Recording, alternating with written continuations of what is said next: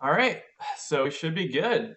Hey guys, my name is Pianoman7117, and either you've heard of this game and you love it, or you've never heard of this game and you're about to love it. So, timer will begin when I click the start button right here, and I think we are good to go. So, three, two, one, go. Let's do it!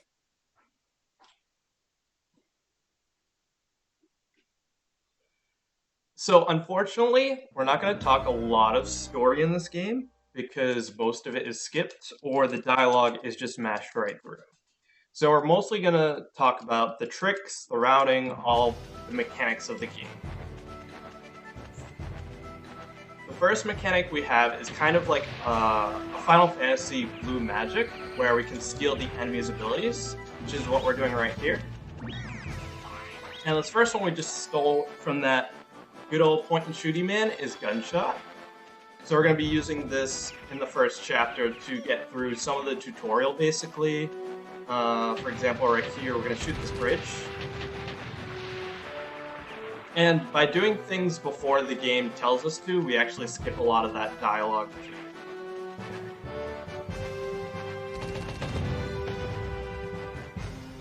So if you haven't seen this game before, you play as this legendary samurai with two swords, but you only start out with one.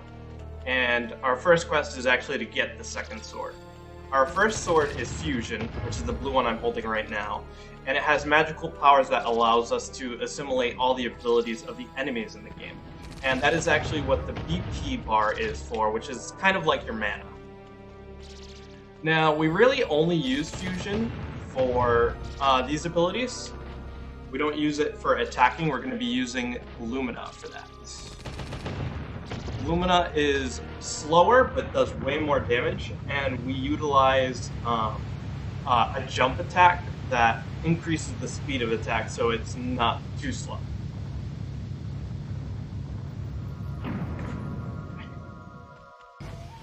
So there's two major empires in this game. There's the all-you-can-eat empire and the thirst quencher empire.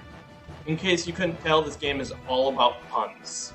The good guys are the food, and the bad guys are the drinks. I'll give you a few examples. There's Butler Livers, there's Princess Filet, Chef Marinade. They're all ridiculous. This game doesn't like to take itself too seriously, and I love it for it.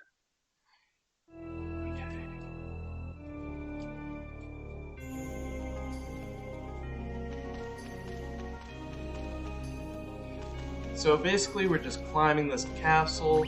Right here, this is going to be kind of like our money grinding section. This is the first place where we get a little bit of RNG in the run. And we got 150 to start off. Let's see. By the time we reach the top, we want around 1900. Not a bad start so far.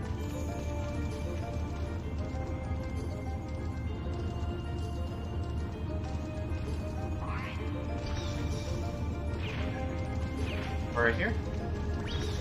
Alright, we're up to 1820, last bats, I think. Nice. Okay, we're good now. This early money grind allows us to buy some gels that keep us alive throughout the run. Dying in this game is incredibly unfortunate because if you die, you go back to your last save. And this game was made in 1998, so you only have one location to save. So dying is not good at all. In fact, a lot of the runs will die from dying. It's just over at that point. But this is a marathon, so the show must go on.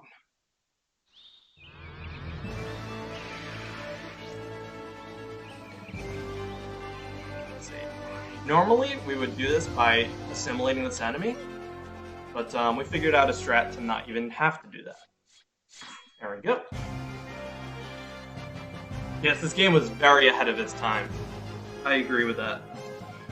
One little detail is that I am playing on emulator right now, which is why this next section, this Indiana Jones section, is not going to have any music. That is one of the only known bugs from running on emulator. So this is going to be a little bit awkward right here, because it's just kind of dead silence. Can I get some whoa jumps in the chat? Whoa, jump! Whoa!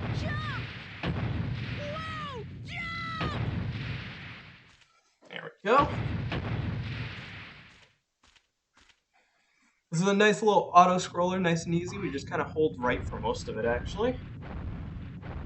Haha, there's my woe jumps in the chat. We got one more woe jump.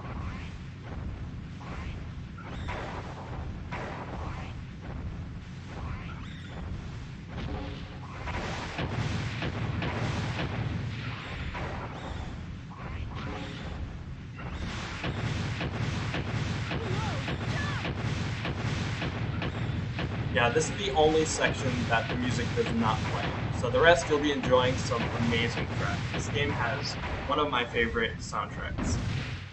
Crash Bandicoot RPG, that's actually a pretty accurate statement of this game. That's one of the reasons why I love it so much.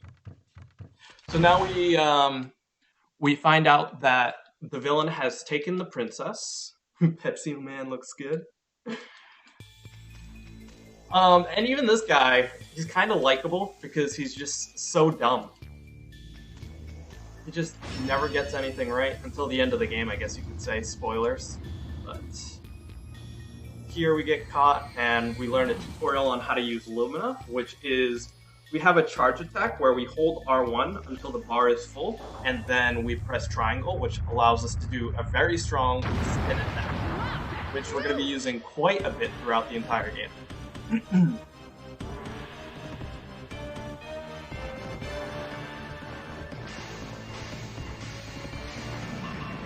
We got a quick cycle on the first phase.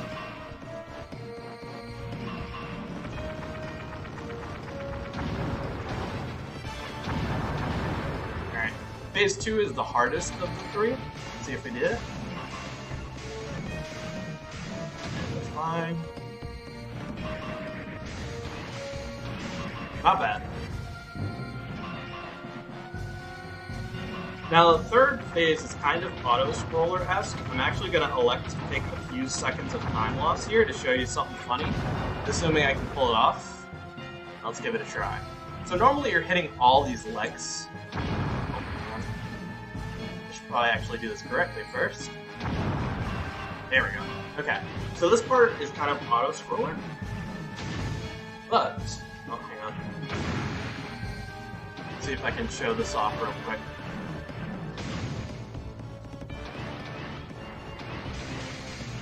So you can actually hit the head. And it has its own health bar for no reason. Unfortunately, I didn't get the kill on the head, but you can actually pop the head off. Nice, so we got high damage rolls there.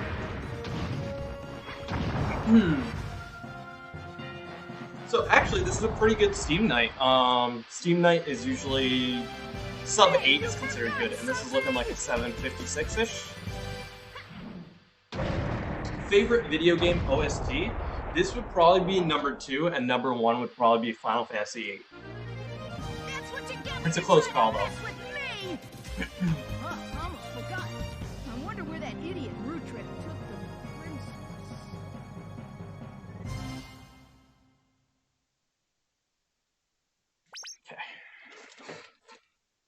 So now we're into chapter 2. This is when we finally get to see kind of like the hub world of the entire game. Is the village where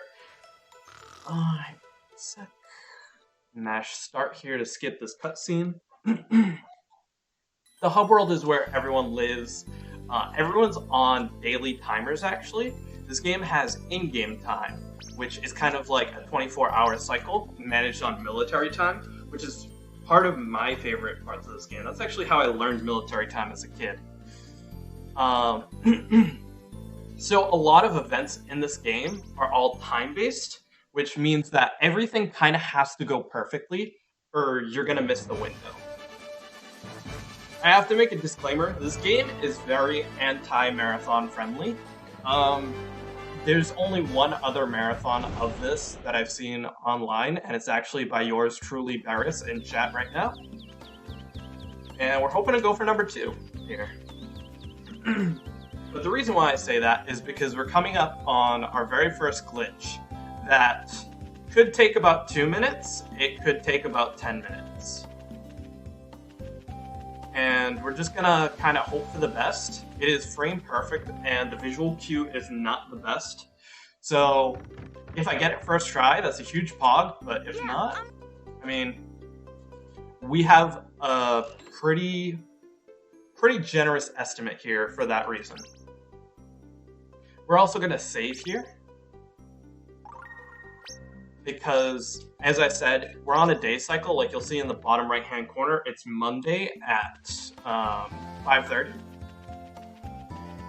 And the reason why we just slept there is because there is a person that's blocking our entrance, and he stays there until 6 o'clock. So now we can actually complete this glitch.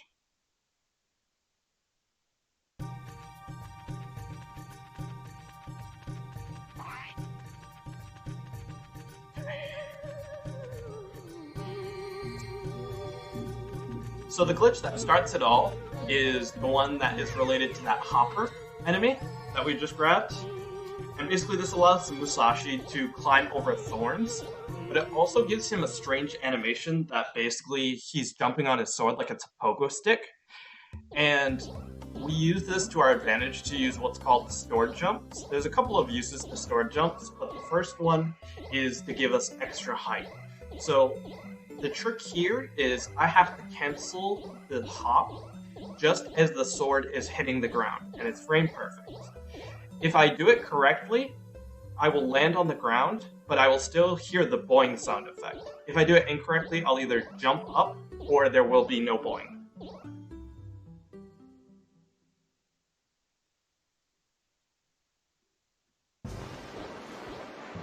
And we were too early.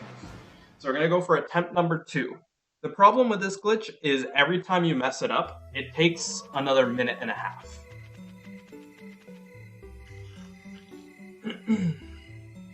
So we're going to head back. Now this time, because we're heading from the top, it's actually faster to go for a different hopper on your second try, so we're going to go this way instead.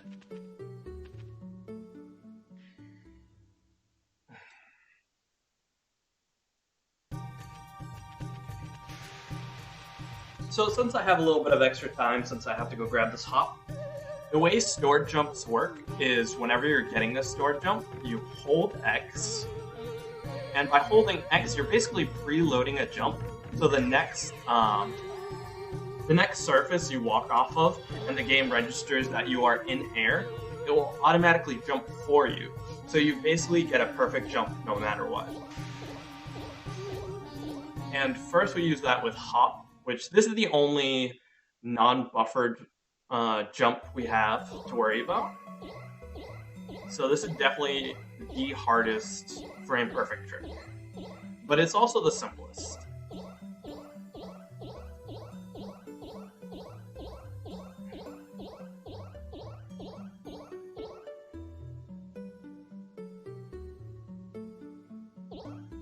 Okay. Attempt number 2.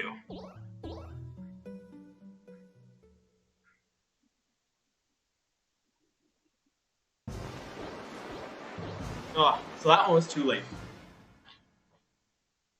Like I said, disclaimer, this could take about 10 minutes, but once we get it, that's when the run really starts.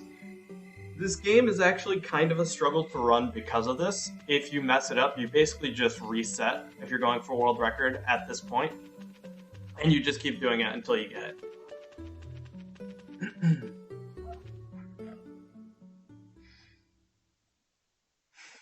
Yeah, hardest equals simplest. And you'll understand why later, because there is some less simple trick. One of the hardest trick that you need to learn, and also the first trick, exactly. I honestly feel like that's why it's the gatekeeper glitch of the game, is that most people will try it and then get discouraged by it and not want to learn the rest of the game. But once you get past it, it makes the run so much more fun. Because by doing this, for those that actually know the ins and outs of the game itself, this skips capturing a dog quest, this skips an escort quest, this skips climbing all of Twin Peak, grabbing 4 logs, and most importantly, it skips the most hated minigame, which is the raft ride.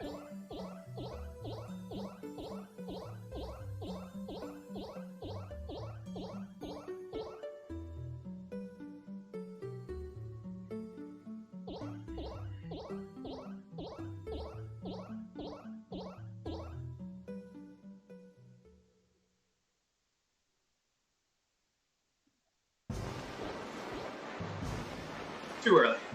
Okay.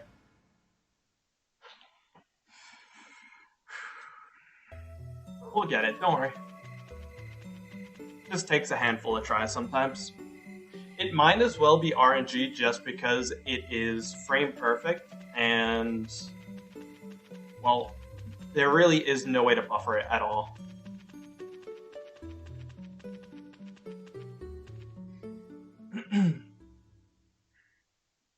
Dr. Amamine, it definitely holds up in my opinion.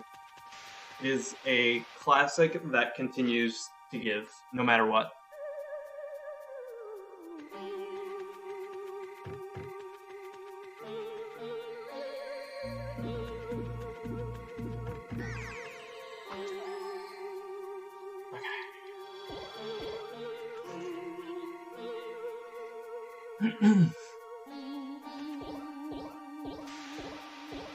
Yes, unfortunately, this game is not available on the PlayStation Store. For some reason, it only ever went to the Japanese release, but in US, we never got a digital boot.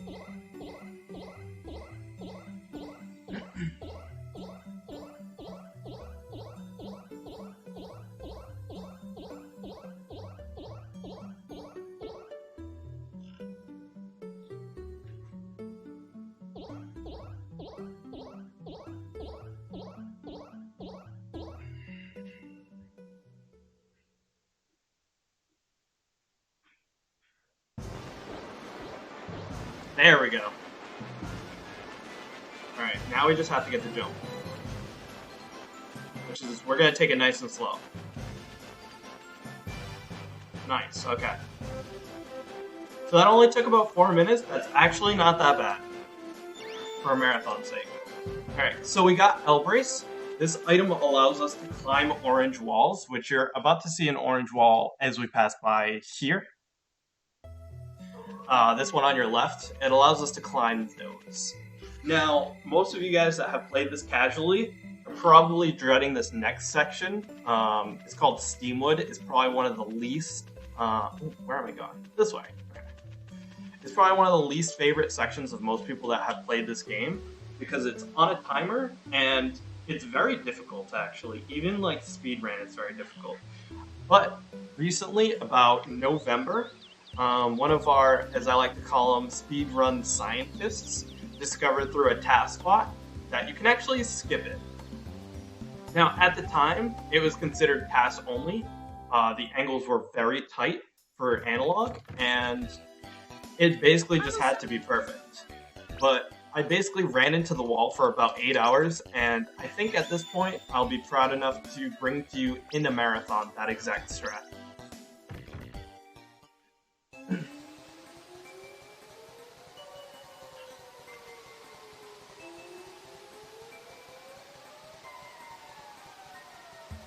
So this is them explaining that Steamwood is broken down and that it's going to explode the entire village if we don't do something about it. We're going to save real quick. We're only going to save about 3 times in this game, just for marathon safety's sake. Normally you don't save at all because dying just means the run's over.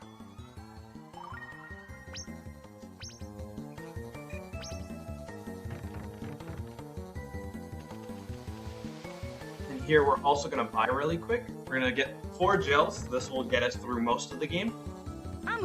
Until the very end game.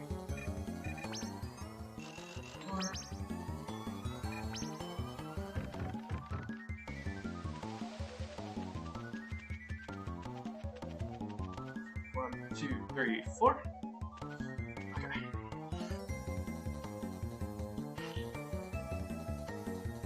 And so also we have our first example of the sleep mechanic. So Musashi can randomly just sleep, and I wish I could be like that because my sleep schedule is terrible. But we're gonna sleep till 1800 because this guy blocks that path. Normally we go on that orange wall to our left where the administrator would tell us how to fix Steamwood and then the timer would start. But because we never actually talked to him, the timer never starts. So we come into Twin. We got our next assimilation, which is Shrink. A lot of the assimilation in this game have to do with puzzles. on how to advance to the next area. Which, for example, we have to shrink this guy.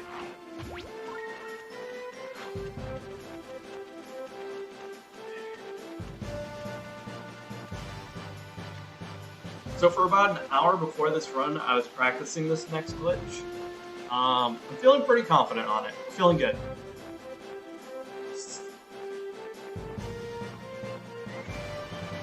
Our next mechanic in the game, so not only has the princess been kidnapped, about 35 people that live in the castle have also been kidnapped and imprisoned in these green spheres right here. Or not spheres, double-sided pyramids, I guess? Cubes? Yeah, let's call them cubes. And each person will give you plus 5 BP. We're only going to save 3 people in this run for any percent, because that's all we're required to actually finish the game.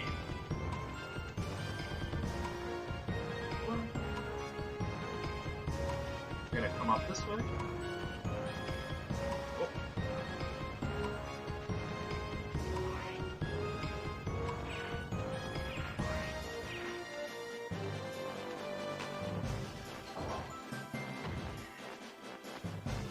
So this is the mechanic I was telling you about, where you can climb the orange walls.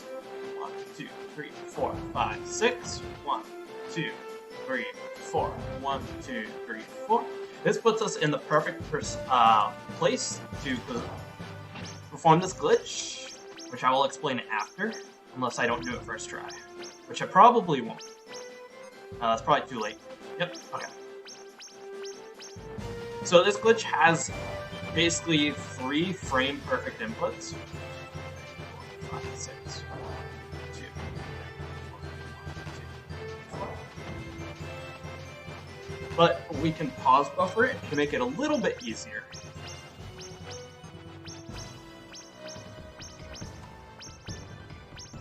Oh, that was too long.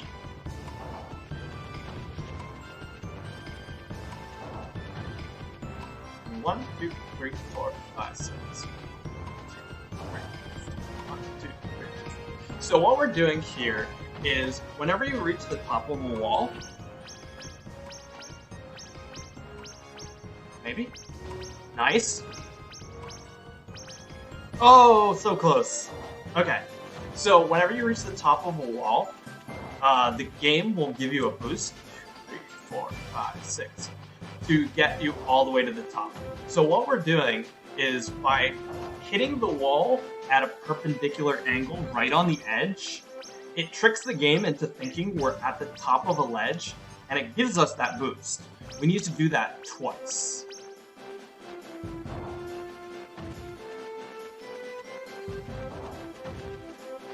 One, 2, 3, 4, 5, 6. 4.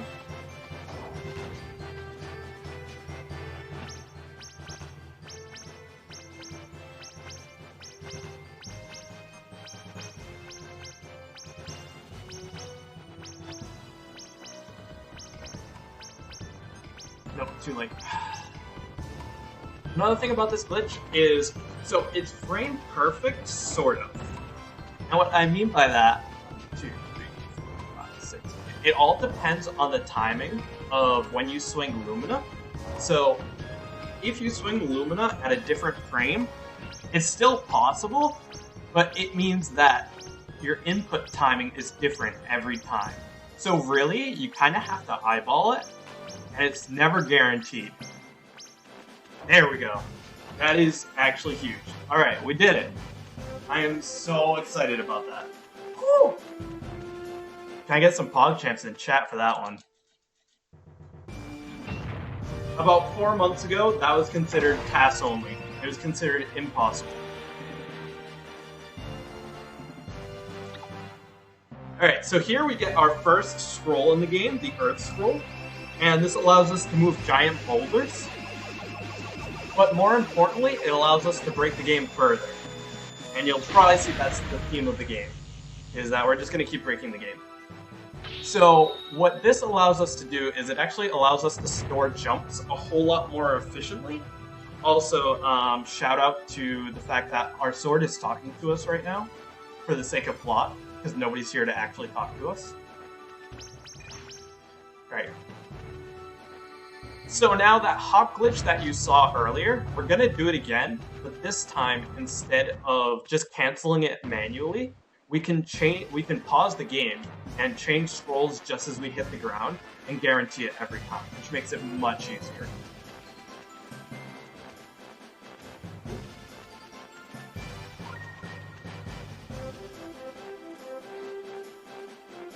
I am in fact the bot. Yo, Horde of Tribbles! Thanks for that Pianoman Angry. Let's go, dude. Thanks for being here.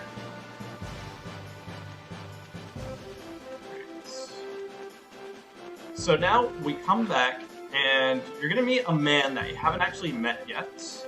And he was the one that was actually supposed to show us where Elbrus is. This is John, or some of you might know him as Steve Blum, the voice actor. You won't get to hear him though, because we're just gonna mash through his chat. This was the man that we saved the dog of, basically. And he kind of comes in and out. He's kind of an enigma throughout the game. Until the very end when we get that nice M. Night Shyamalan twist, which I will go into later.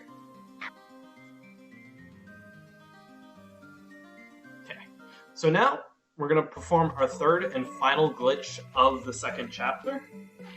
This one is probably the least stressful, but if you asked me about 6 months ago, it was probably the most stressful. It took a lot of practice, but once you get the hang of it, it's not too bad. It's also the newest glitch besides that one that I just performed. A lot of these glitches, despite this game being 20 years old, have only been discovered in the last 3 to 4 years, I think. So this speedrun kind of came out of nowhere, really.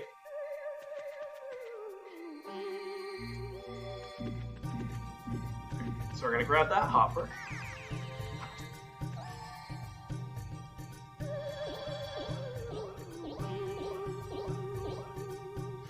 Okay, so the next glitch we're going to be doing is called Church Escape. Now, currently we're in Chapter 2. The thing about this glitch is it has the most implications to the rest of the game. Because of this glitch, we're actually able to do other glitches as a result, and even cause other glitches because of it. So what we're going to do is we're going to pause it right as we see the cloud. We're going to change scrolls. We're going to run into this wall. We're going to go 1 pixel to the left. Eventually.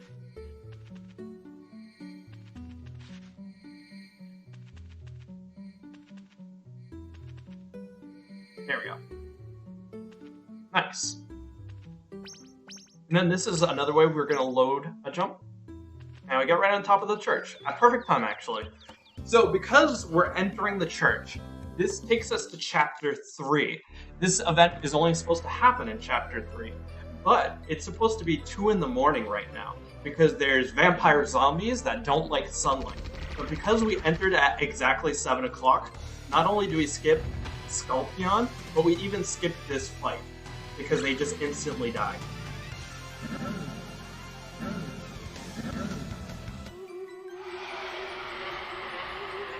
Now, part of the problem with this trick is, at this point in the game, the front of the church, the gate has been blocked. So the only way to get through the church is through the fence. But the fence can only be double jumped over. We were supposed to have double jump at this point in the game. So, for the longest time, we knew we could get into the church, but we didn't know we could get out. So this glitch was useless until a couple of years ago. So he's asking us to find the bell because the bell was stolen. It's no longer in there, as you can see. Right. Let's see how we do here.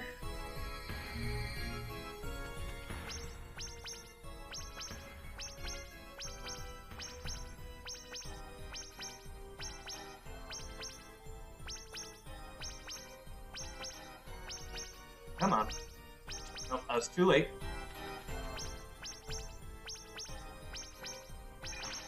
Okay, we got the hover. Now we need to load a jump. And now we need to get this jump. Not quite first try.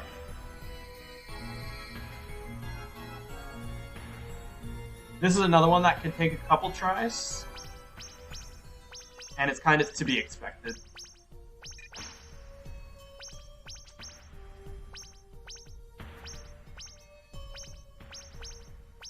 And we got it.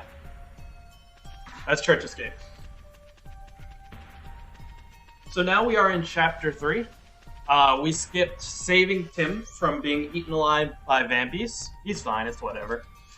And we're going straight into the restaurant. So the restaurant is closed in this chapter as well, but randomly Vampies start walking out of it at midnight. So we sleep till midnight. The rest of the game is free. I wouldn't say that. We're not out of the woods yet, but for the most part, yeah, that's the hardest part. This part, not glitch-wise, but just general gameplay, is probably one of the hardest parts in the game. Okay, so we're going to go for good old soda pop skip. 2, 3. There we go. If you jump over the soda bottles, you skip a quick text prompt. It's not a big deal, but it's always fun to get. Alright. Day 56, Sculpion's still waiting in its pit. He's going to be waiting, and he's going to be waiting, because we're not fighting him. But it does have implications to it later on. So now here we have a bowling dungeon, which sadly I am terrible at bowling, you'll see very soon. But hopefully we'll get a strike.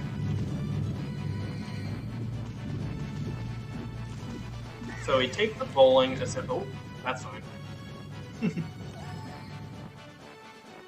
Take the bowling assimilation. And this is used for most of the dungeon.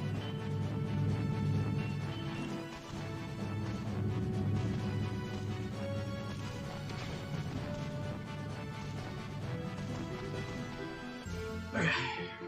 Yeah, so this is one of the biggest spots that you can actually quote-unquote die in, and if you die, the run's just over.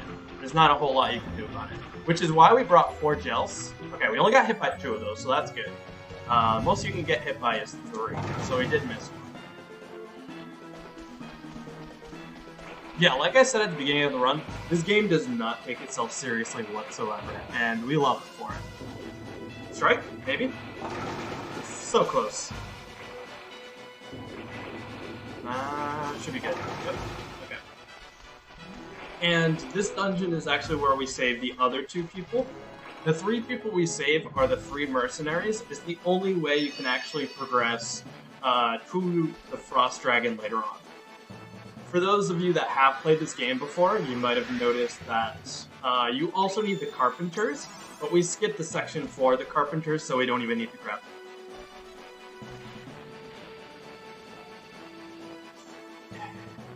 Oh, we gotta change scrolls here.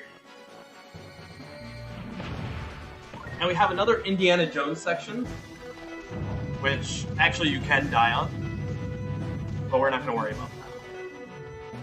We're just gonna take a quick nap.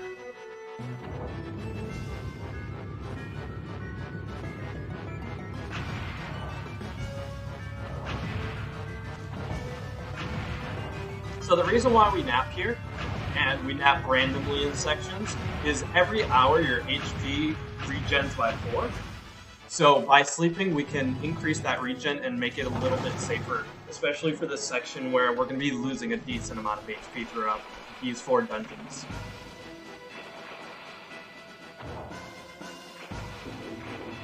Strike, maybe? Nope, not even close. Oof.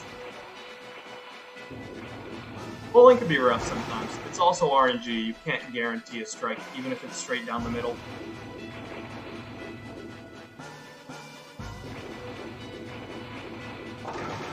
There we go. And we're going to blow up this wall. And we're going to grab our last spin show.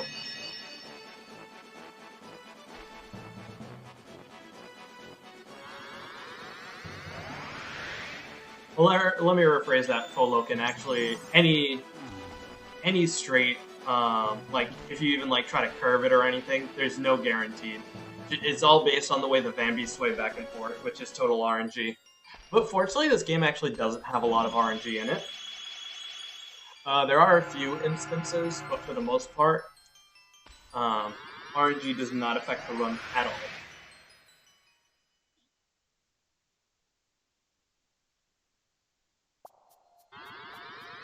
Okay, so that's the bowling section. We're gonna go to this one over here. Ooh, excuse me. This is what I like to call the ghost room. And this is one of my favorite assimilations in the game, actually, but we're not actually gonna do it, sadly. The reason for it is it just explains to you how to do the puzzle, but we already know how to do the puzzle, so we don't need it. So this one has two small glitches in it.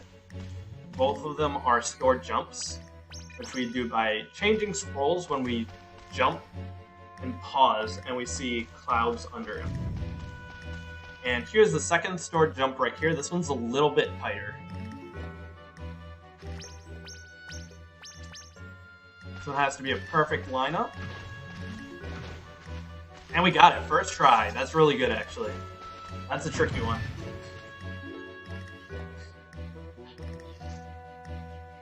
And here, because we're waiting on cycles, so we can take a quick nap. Get some more HP back, because the next dungeon after this is the one that you're most likely to lose HP on.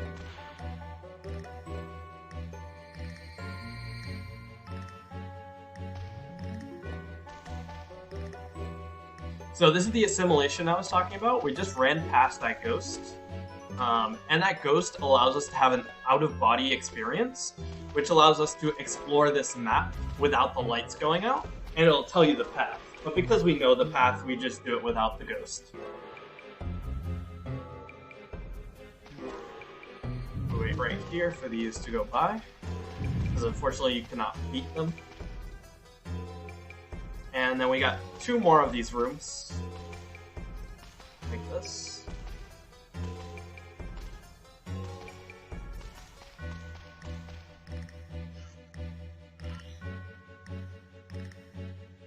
And so then we got a vertical one. Nice and easy, and then one more.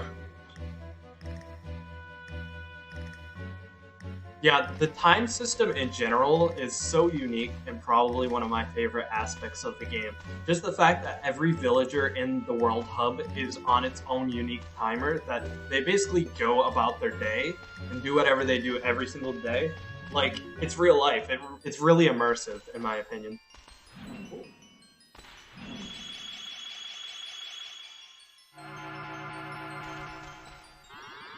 Yes, that is another very important factor, is that it makes the routing for the speedrun very interesting. You have to sleep at certain spots to basically get at the right time where you want to be. Okay. So we bought 4 gels a little while back, and in this dungeon is actually where we're planning to use 3 of them. We want to save 1 for the ice area, but if we can't, it's not the end of the world. The most important thing is that we survive. And this section is easily the most difficult platforming section in the game. Probably both casually and speedrun.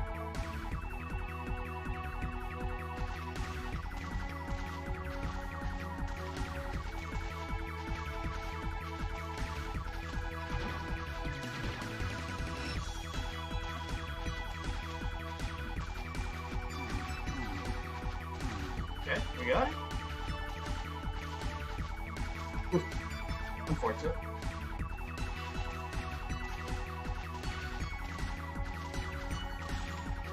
So one of the biggest gripes about this game, actually, and it's right here, is that moving platforms are very poorly coded, actually, and it can cause some problems throughout the run.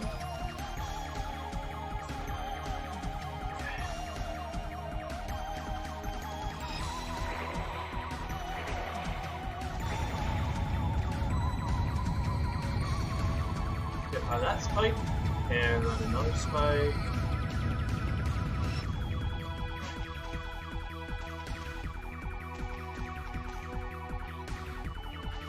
Now this room, kind of RNG.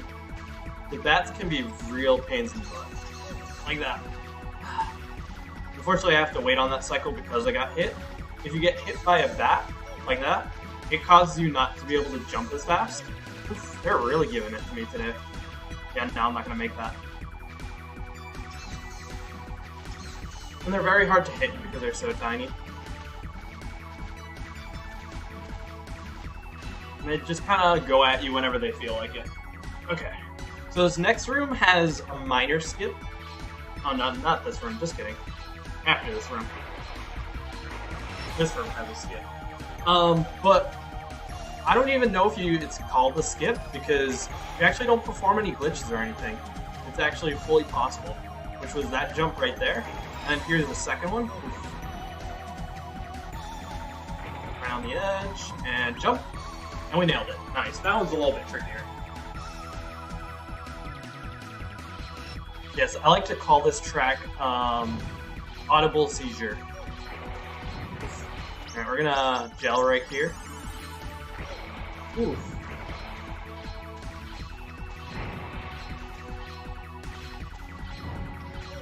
Oh. And this is exactly what I was referring to being the most damaging section. But we got through it. And we only used 2 gels, so that's pretty good. And we got 1 room left.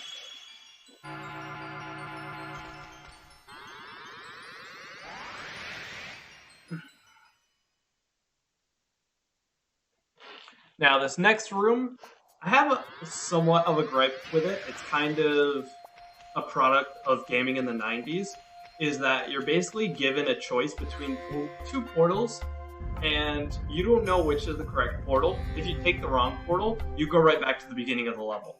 Now, it's the same every time, but just the fact that they don't tell you, or there's no clue or anything, it's just kind of guess and then hope for the best, doesn't really sit well with me. But fortunately, we know the patterns, so we'll be fine.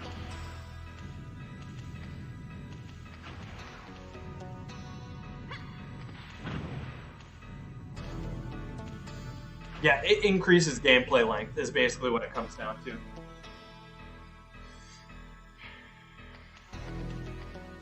So it's one of your stereotypical dark room mechanics where there's a light, it moves around, but it also damages you. 1, 2, 3. There we go. I use Musashi's footsteps to know when to jump from that one. Because there is a hole there.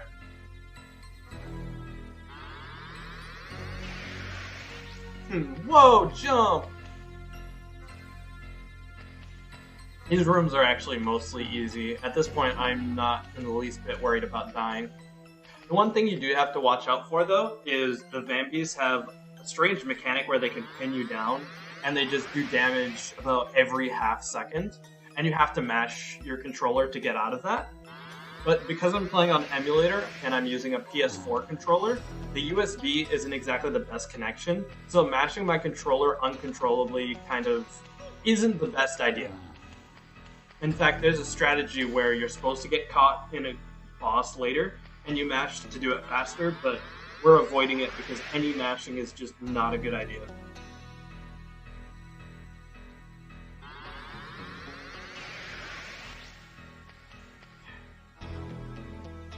Just 2 rooms, and we will get elbows.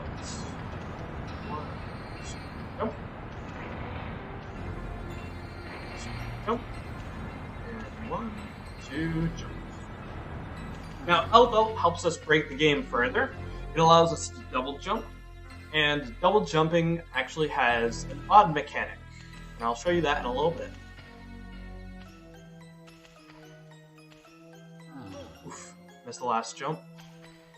Okay. We need an audience for whoa, jump! Agreed.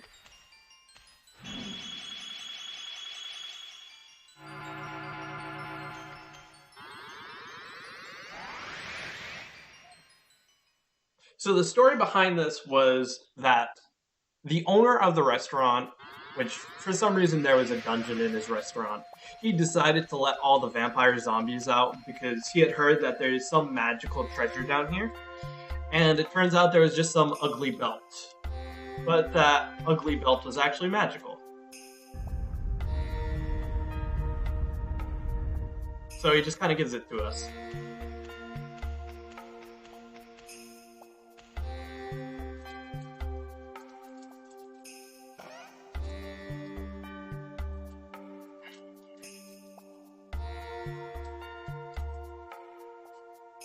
There we go. Okay. Ooh, that was actually a gold split. Nice.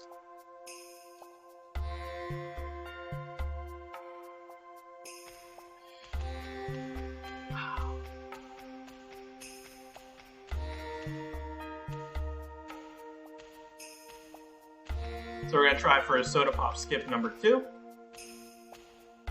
This one's actually a little bit easier because you can just jump around the bottles.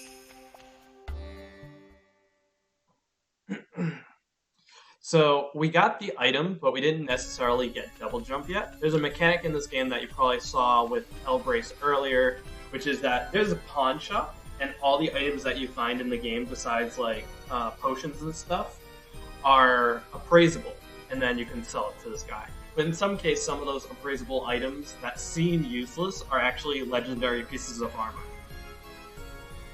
Okay, so now we wait till 11 o'clock here, because that's when his shop opens.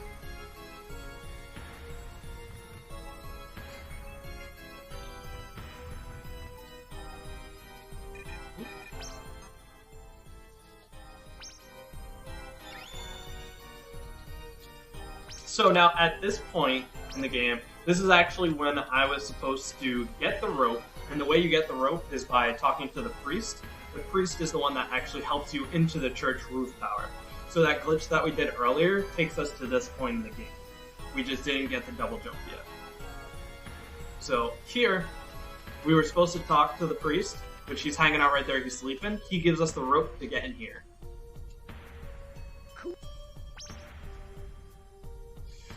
I didn't protractor. I did not get it first try. It was actually about 4 minutes in, but I got Steamwood skip really fast.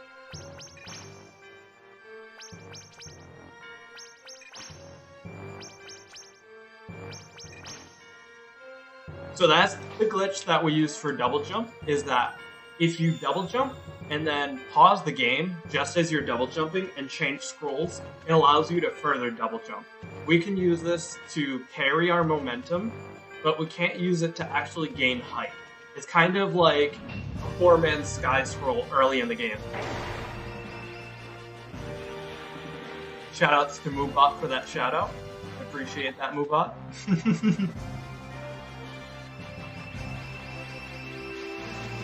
So here we're grabbing the second scroll, which is the water scroll, and this allows us to walk on water.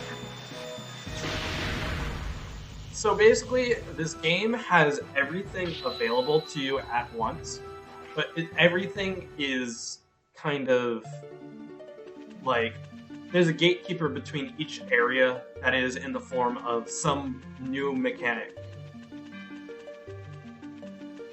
So in this case, allowing us to walk on water. So you'll see a bell right in the corner right there. We were supposed to actually get that for the priest, and the priest gives us a statue that allows us to go to the final boss of this chapter. But instead, we're going to go there anyways. We're just going to skip grabbing the bell, and we're going to go to that door, and we're going to have a good old time. Now, I didn't explain that either. I just grabbed another piece of legendary armor. It allows us to use our charge gauge, the R1 button, way faster, and that helps a lot for this next boss fight. So we grab that. Even though technically it's a time loss, overall it becomes a time save. So again, we're sleeping till midnight. This allows us to get back into the restaurant, because that is where the boss fight is.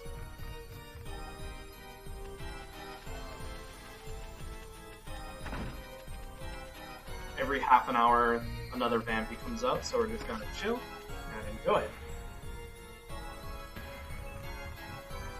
Well, it's funny that you mentioned that, Stargazer, actually, because Musashi in this game comes from a different world. He's actually, quote-unquote, reincarnated from the legendary Brave Fencer Musashi, who, by the way, is actually based on Japanese history, which, in my opinion, is why I think the game didn't sell as well in North America as it did in Japan, because we couldn't relate to it as well. Now here is the part where we need the statue, but instead, we just jump over the door.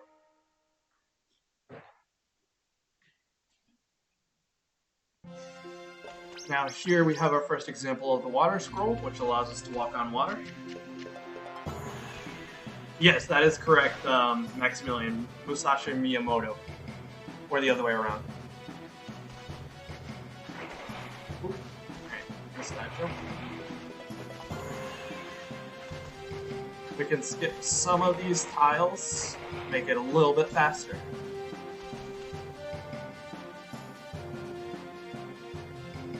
And now we have another infinite jump.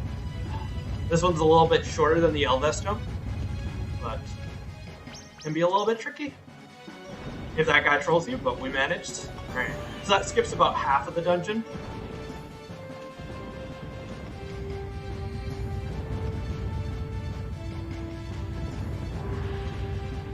Okay, nice. Oh, just kidding, you can't walk across that.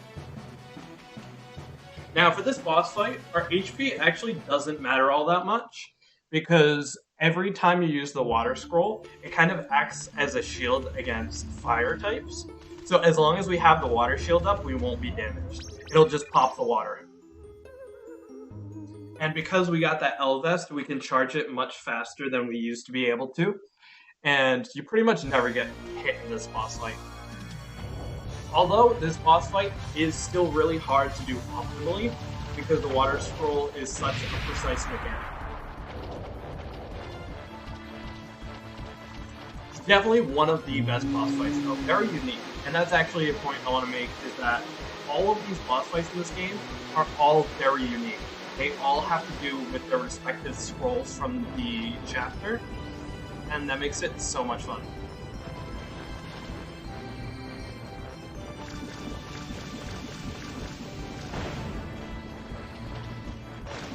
Oof.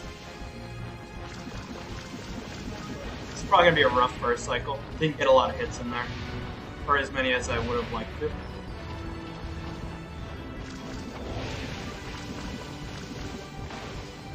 Yeah.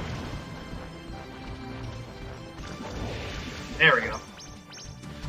Oh. So you can change the scroll to cancel out the water scroll, which allows us to actually swipe at the core. You have to hit the core of each boss 3 times.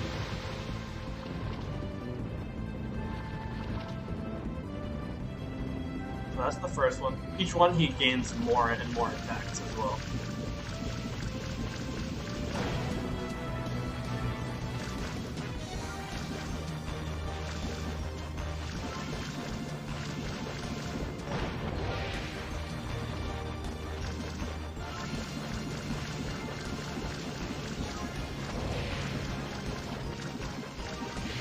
So now we have kind of like a slug-looking attack, where he snakes over you.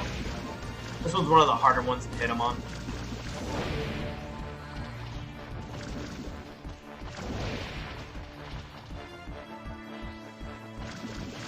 Oh, I only needed like 2 more hits. Alright, so that's the second phase. We got 1 more.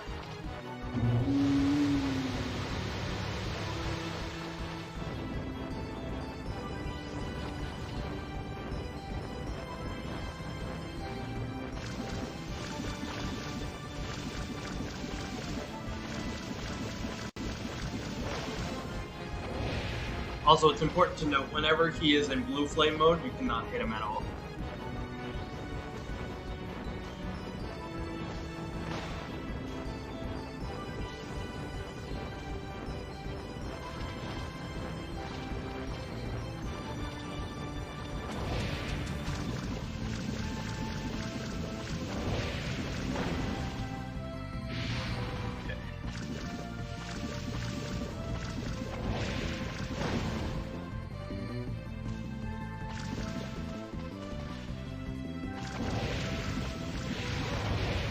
Jumped a little too high there. Now there should be final hit coming up right here. There we go. That was actually a really good Relic Keeper. I'd say about 20 seconds off from golding it. So not too bad. And that completes Chapter 3, which is easily one of the longest besides Chapter 2 and Chapter 6. This next chapter is all ice-based. rather than fire paste. So we grab the core. And we're out of the restaurant, finally. Up comes the next glitch, which is called... Ooh, again, gotta mash start first. Is called Slug Escape. And for those of you that might have remembered the slug, we need to get rock salt as an item to get rid of the rock. So we had to do a couple quests to actually take care of that. But instead of doing that, we're just gonna jump over the slug. This glitch is one of the easier ones. It's not even close to frame perfect. And even messing it up maybe wastes like 20 seconds. So we shouldn't worry too much about this one.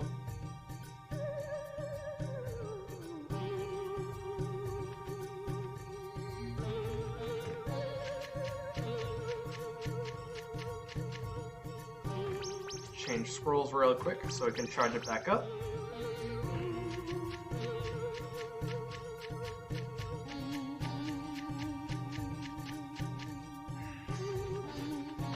And this is going to be another hopper glitch.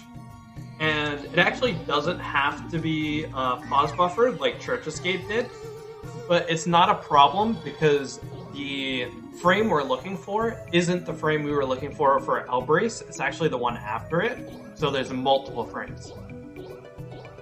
And we got it. Because that one we actually want to jump up instead of land on the ground. First try Pog.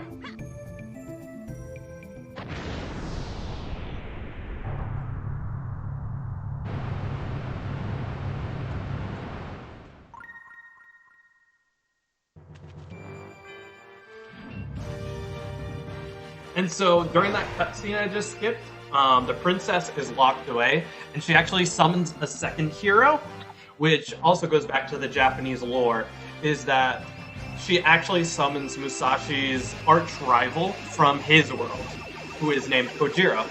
And he is easily the easiest boss in the game. Bar none. So casually, he might actually seem somewhat tricky, because his attacks do a lot of damage, but when you see how easily you can manage his AI, it is easily the easiest boss.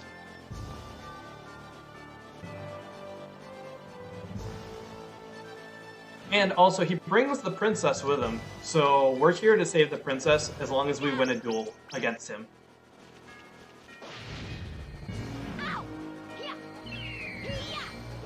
A little too close.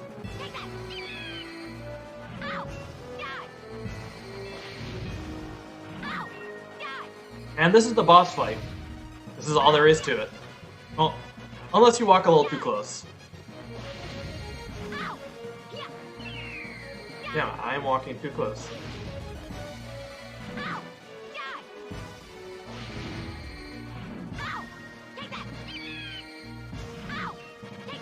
There we go. Just gotta find the rhythm.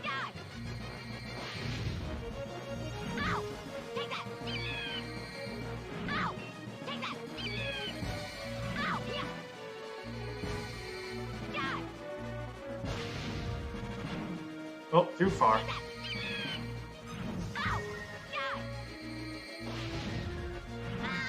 A somewhat rough Kojiro fight, but in the end it doesn't really matter. So we saved the princess, but part of the problem here is because we never actually shrunk down the slug, we're still stuck out in here and we don't have the hop glitch. So getting out can prove somewhat tricky, but the princess actually helps you out here. Don't ask why. But this may take a little bit.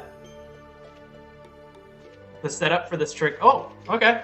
I guess that went way better than I expected it to. Alright, we'll take that. Yeah, yay, we saved the princess. Game over.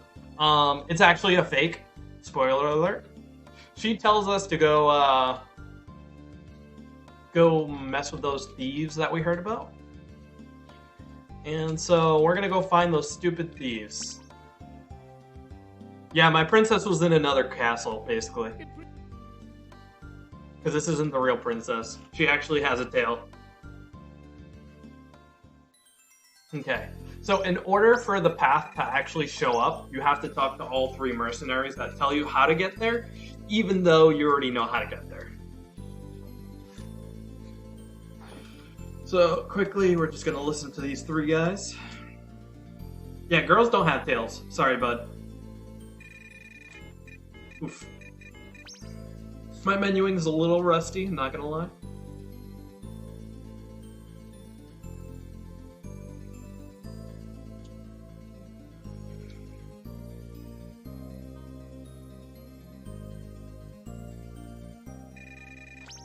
Oof, perfect. We love good menuing up in here.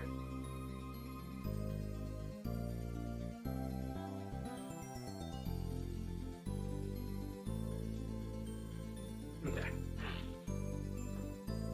So this is going to be our 3rd time we save.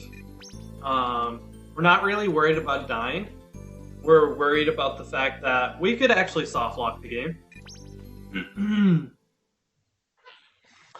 So even though this is a marathon, we're not really doing that many marathon strats, to be honest. A lot of this is pretty even with PB. Which is why we're saving here.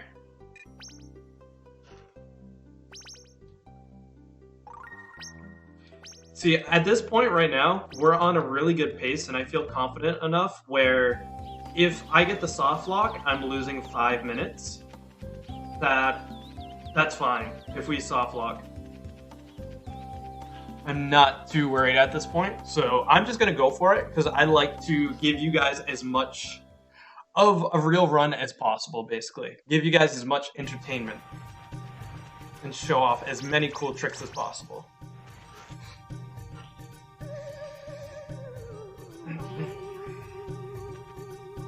So while we're just kind of running through this forest, getting to our next location, I might as well talk a little bit about myself.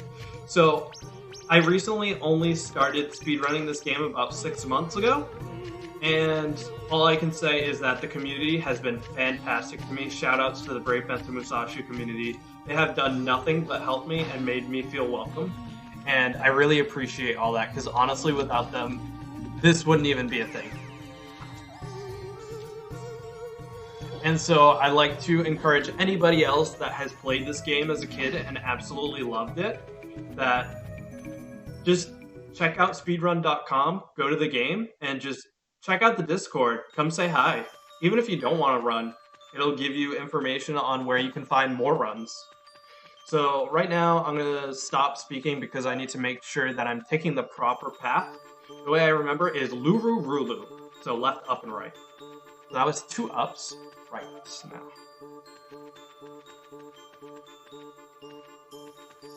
At any point you take the wrong path, you have to start all the way over.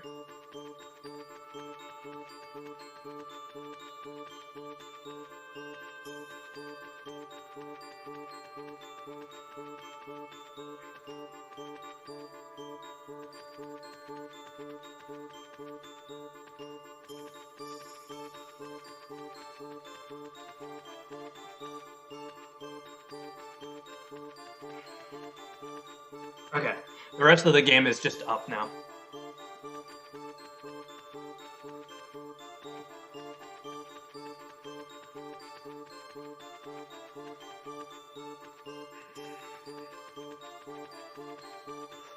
So this next dungeon, the ice dungeon, we have to grab 3 different colored eyes, the red eye, the blue eye, and the green eye. But we also have a mechanic in this game where there's another piece of legendary armor in here that allows you to walk up icy sloped surfaces. But that takes too long, so we're not going to do that.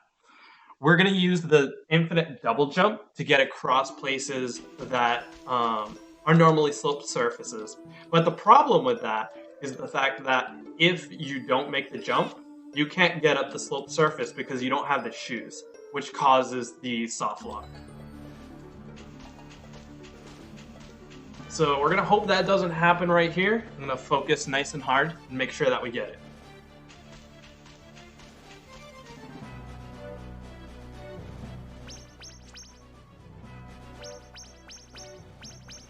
Actually, that was bad, so I'm going to try that again.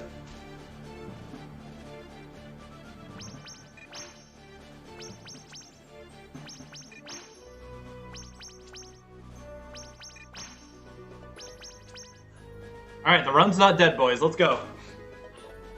Normally, you'd go back that way and jump back, but it's actually a little bit more difficult on the way back and doesn't save as much time anyways, so we're not going to be doing the way back.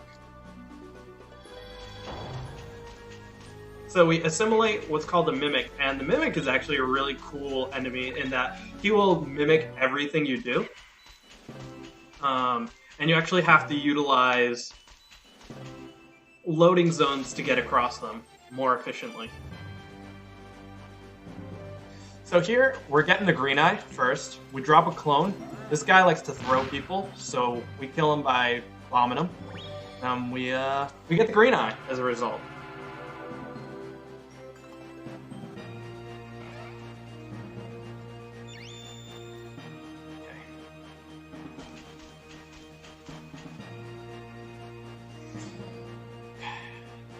So now, as I said, you get the red, and then the blue, and then the green. But in this case, we actually do it in reverse order. We get green, then blue, then red. We're going to grab this enemy next. We're going to come this way. Normally, we go back the same way we came, but instead, for marathon safety's sake, we're actually going to come this way.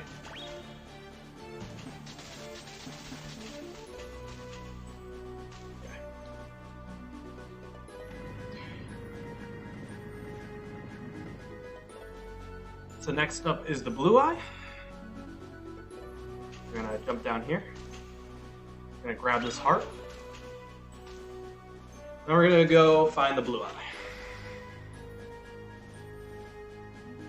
Now that Titan that I assimilated a little while ago is very dangerous actually. He does about 100 HP. So if he falls on you, it's pretty deadly. But we assimilate him and get this steel ability that allows us to walk through spiky thorns. I'm gonna jump up to this balcony now. Oh.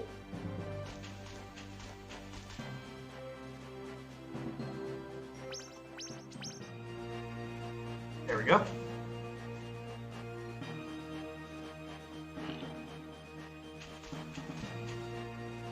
And this allows us to cross the balcony to the left side now.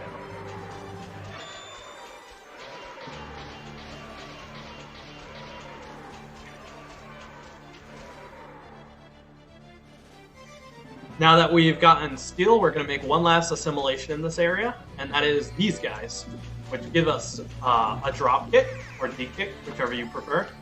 And this mechanic is actually very useful for the next chapter because it allows us to move very fast.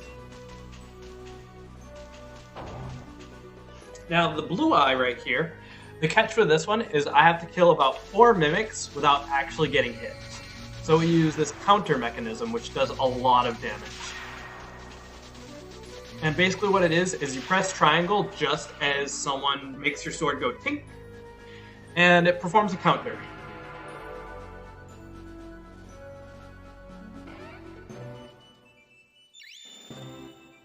We got the blue eye, so we got one more eye to go, and then we can enter the final dungeon of this chapter. You'll notice that this chapter was much faster than the last one.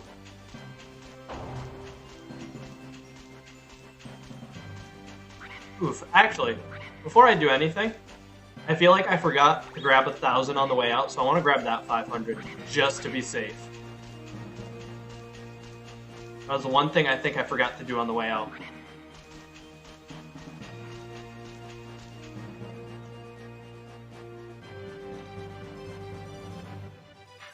We're gonna jump down here.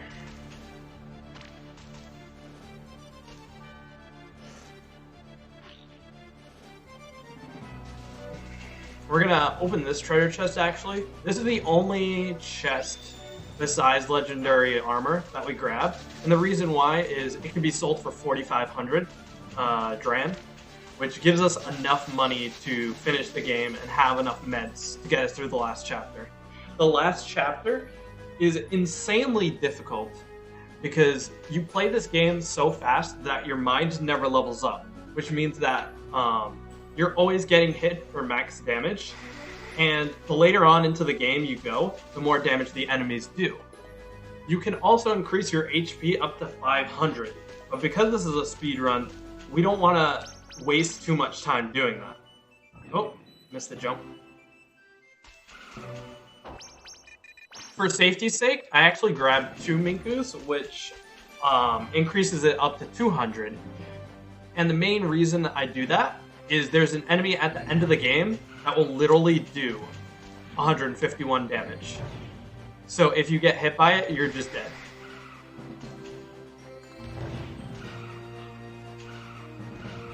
Also, I am terrible with the fire scroll.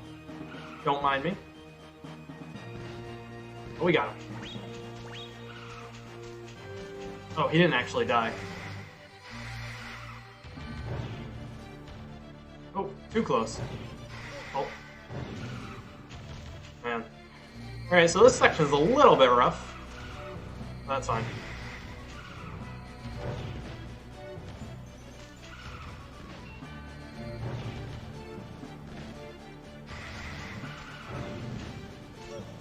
Oof.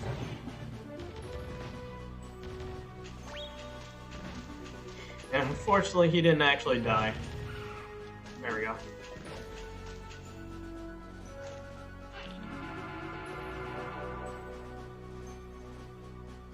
I'll grab this just in case, to be honest. Okay, so we have all 3 eyes now.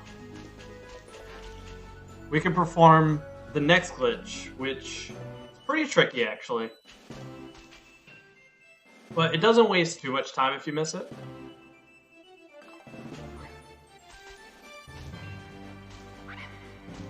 And it's called balcony jump.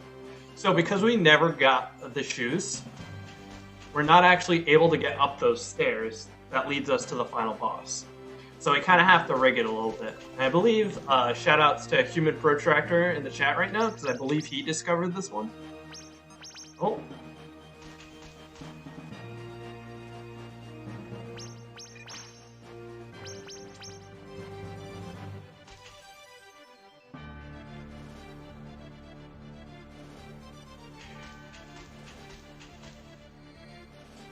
Okay.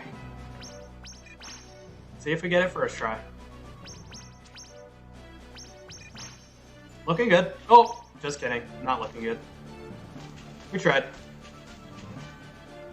So basically you have to wrap around the banister and double jump onto the top of the platform.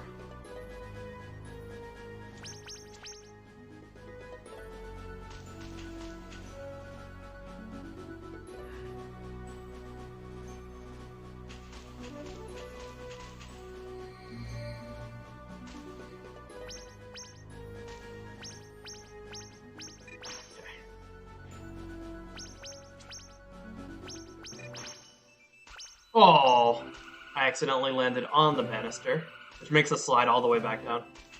So what I'm going to do here, actually, because I'm running low on BP, I'm going to de-kick the rest out. I'm going to grab that Bincho up top as a safety Bincho. Because once you run out of Bincho, you actually walk way too slow, and as a result, you don't carry the same momentum, which means this jump is actually impossible without enough BP. So this Bincho right here saves us. As you can see, I'm walking really slow.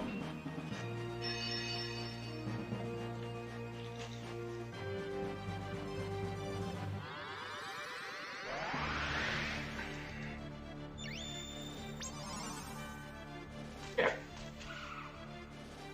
Oh, that is also a problem. The banister is very tiny, and as a result, you can actually jump right over it.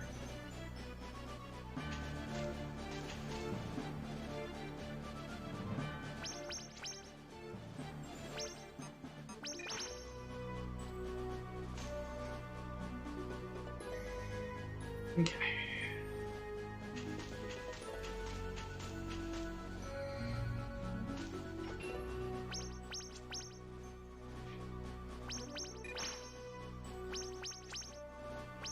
Nope. Come on. Nope. Close. This is definitely one of the trickier tricks in the run, but fortunately it doesn't waste a whole lot of time like the first one does.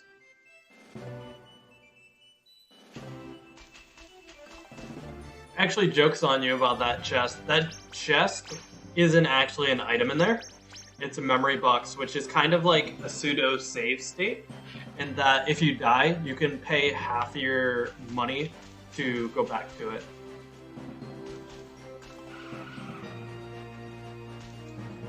There we go.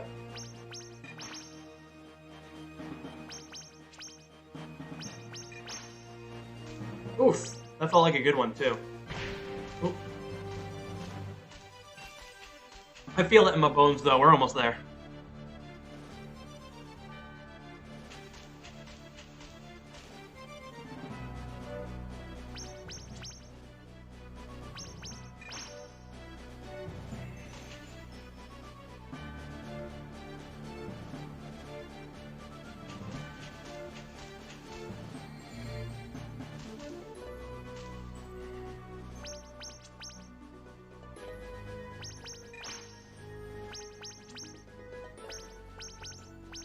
There we go.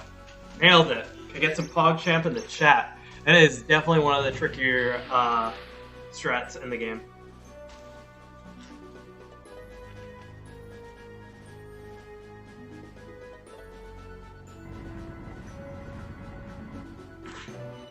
And in we go.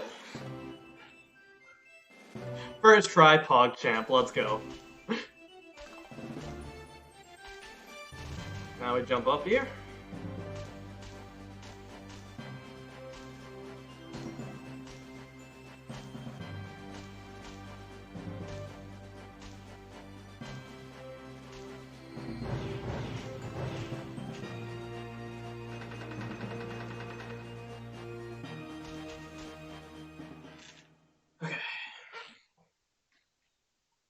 This boss fight casually is probably one of the harder ones, but like Kojiro, we can manipulate its AI to make it actually really easy.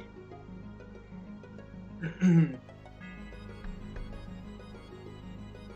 had mentioned earlier that we had saved a gel for this, and that's what's actually coming up right now.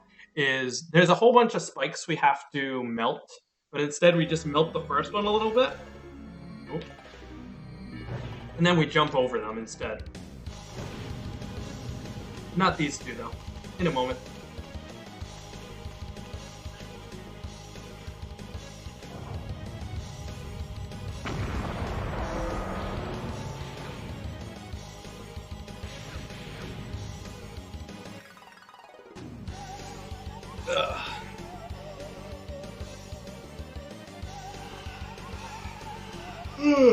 This Frost Dragon intro is so long, I just want to take a nap. Let's do that.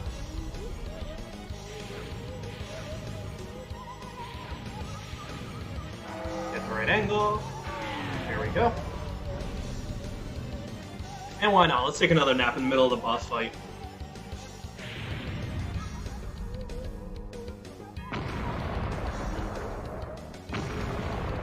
So this is the section where we're going to damage boost across.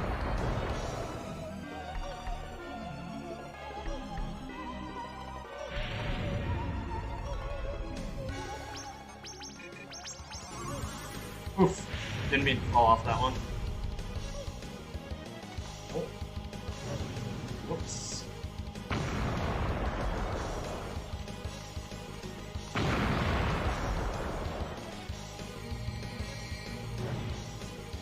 So for this boss fight, we basically just hang out in this corner, and we can manipulate him to go exactly where we want him to. Gives us a quick, nice kill. That's the first one. We only use this strat. Well, I should say I only, because other people are a little bit more ballsy than I am. I use this strategy for the first two phases.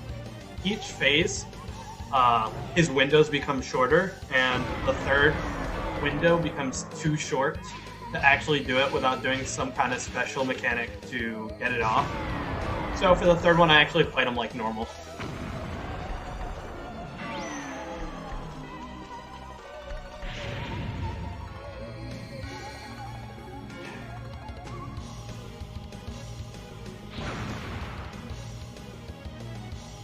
First half, we do it regularly. And then an attack you haven't seen yet, which is the longer one, is the laser beam.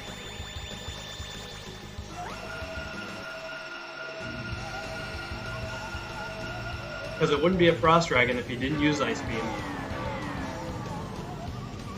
And like that, 1, 2, 3, Frost Dragon is vanquished.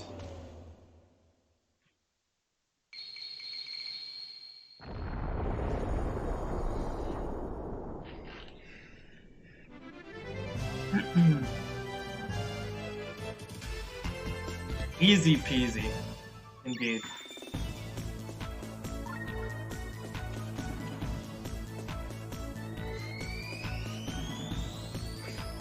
He is absolutely purple Sonic the Hedgehog. You are not the first person to notice that.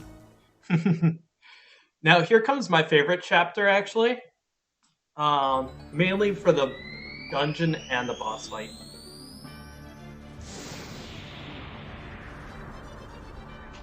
Now we're gonna piece out of here and D-kick around some more. Yeah, Sculpion is just hanging out. So, funny story about Sculpion, actually, is that, so, the way this game works is that every time you defeat a boss, its respective crest is enabled, and you can use it. But, because we never actually killed Sculpion, we can't use the Earth Crest. And the Earth Crest is actually required to finish the game. Or so you'd think. I'll explain a little bit more when we get to that later on.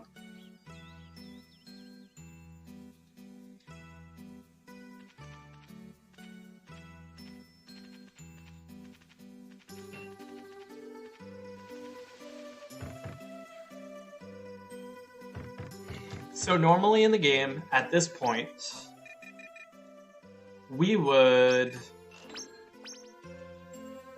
find out that the princess has been stealing everybody's money, basically, and that she's disappeared, and that we're supposed to find her. But after this menuing section, hang on, 1, 2, 3. Okay.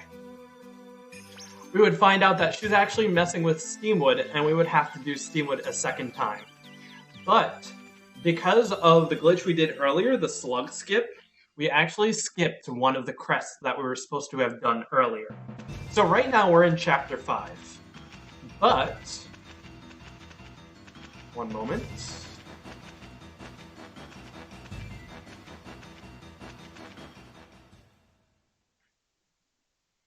By coming back down here,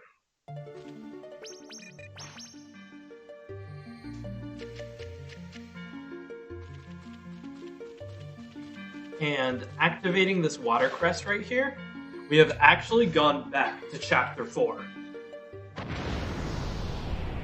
Now this is important because in Chapter 5, if you go through the tunnel that I'm about to go through, there would be steam covering your way, because you're supposed to do Steamwood first. But because we went back a chapter, the steam actually disappears and allows us to go forward back in time.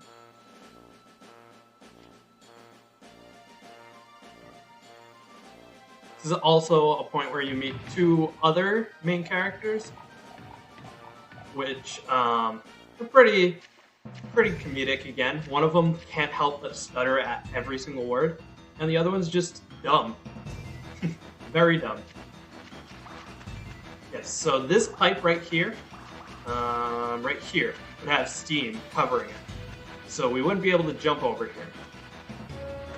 But because we went back a chapter, there's nothing to actually do over here, because you need the Fire Crest, which means you need to have beaten the Frost Dragon already. So going here wouldn't have done anything a chapter before. They didn't bother to add the steam back in. So by doing this, we have officially skipped Steamwood Part 2.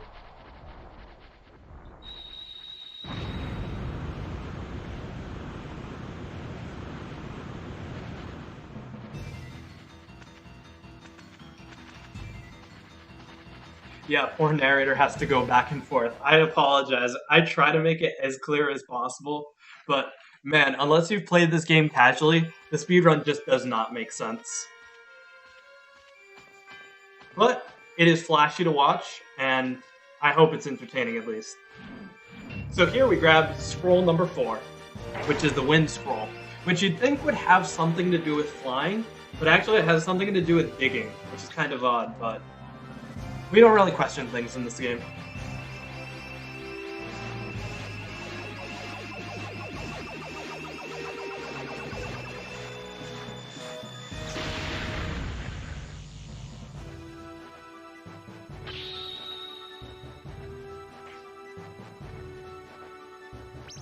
So we're going to use that right now to get out of here.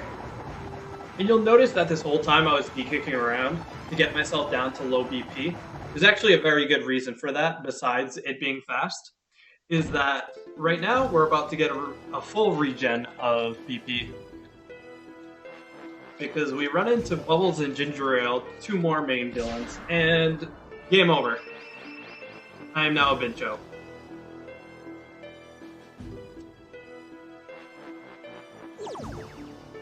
So you basically sit here until you press triangle. And you absorb your own BP, actually, so you get plus 50. It's pretty nice. Capital D colon indeed, Madhouse. Capital D colon indeed. Alright, so I'm going to go for another, not skip, but a strat that I probably won't get. I'm going to try it 3 times. Nope. Missed the first try.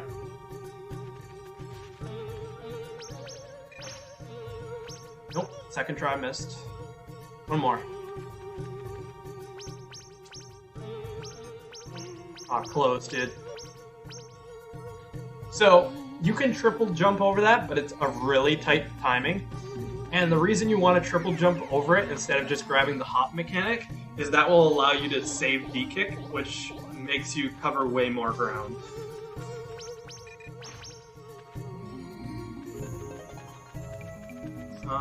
Actually, oh, yeah. I did that a little too early. I'm gonna do that again.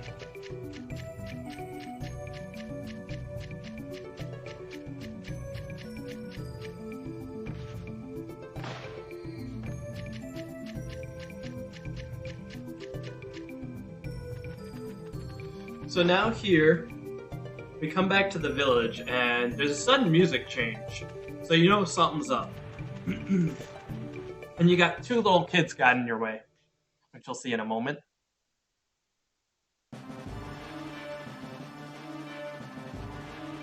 They're kind of just panicking over here. Right at the bottom of the hill. Oh, actually, no, just kidding. They're not there. I'm not sure if it's because of the time or because of the glitch. I forget which. But anyways, we come up here, and we find out that the gondola, which, by the way, since the beginning of the game has been broken, but he just said it was fixed, which is because we skipped fixing the gondola. So the gondola is actually fixed now, even though it wasn't this entire time, but it's being attacked. So the suggestion is go ride the gondola, and then you squish the button. But before we do that, because we're starting to head into late game, is we want to actually sleep to get us to the perfect time that we want to be. So that once we get out of this last dungeon, we can go straight into the endgame without having to sleep. So as a result, I'm going to sleep till 4 in the morning on Thursday.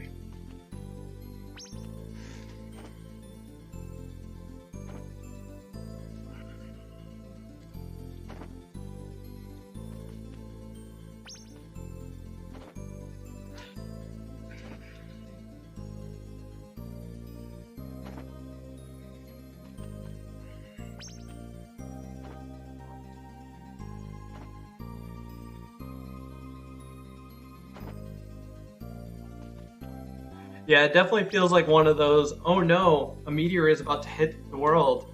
Better just stop and grind for levels.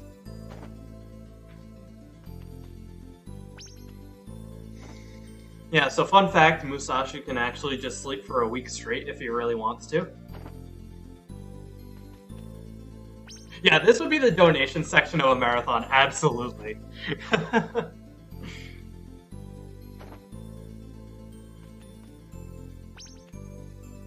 It's really the only major downtime, in my opinion, besides some of the pathing between Frost Dragon and Kojiro.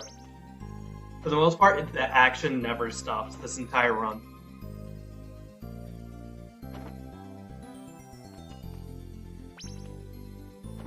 Yeah, Jacob, you're used to just waking up at 1 p.m., dude. Alright, Thursday, 4 o'clock in the morning.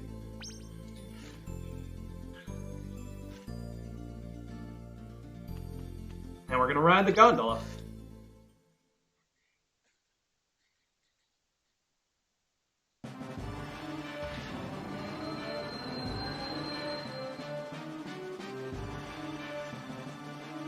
Which just magically fixed itself. Oh boy, 4 a.m. Time to ride a gondola.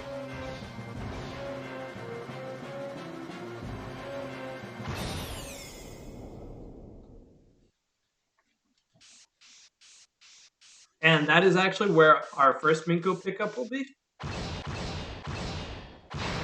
The two that I grab are specifically just because of how easy they are to grab. There's very little time loss on them. And they make the endgame way easier as a result.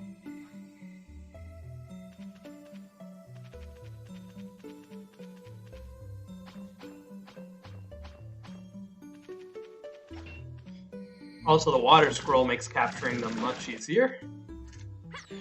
Because those little devils can be a real pain in the butt.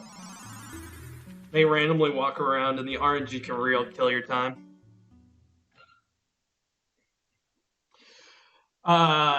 Tsukibaka, sleeping till 6 isn't necessary. It just means you have to sleep 2 extra hours once you get to the top.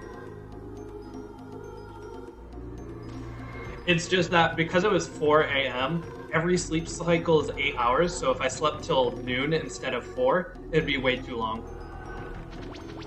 And I wouldn't be able to make the cycle. Here we have some nice triple jumps to avoid using the Earth Scroll instead.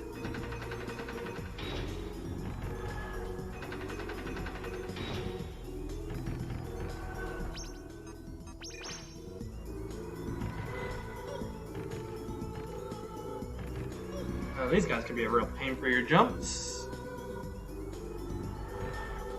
There we go.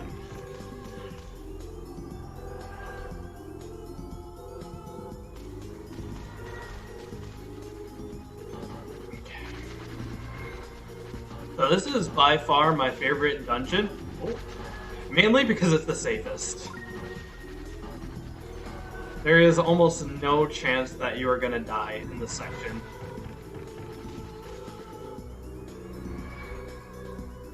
So, Butters BB, you actually say that there's no instant death pits, which you're correct. But part of the problem is that although it's harder to die, dying is one of the worst things you could possibly do. Especially in a speedrun. If you die and you don't save, you start from chapter 2. Pick up this hopper. Which, in my opinion, is why this is one of the most anti-marathon speedruns I've seen. Chapter 6 isn't so bad, though, because they do give you some extra save points. Which we will probably be using just in case.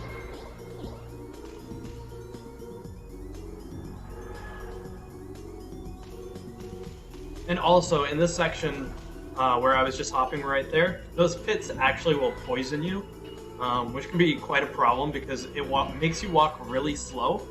But as we get closer to the boss, we're actually going to be using poison to our advantage, believe it or not.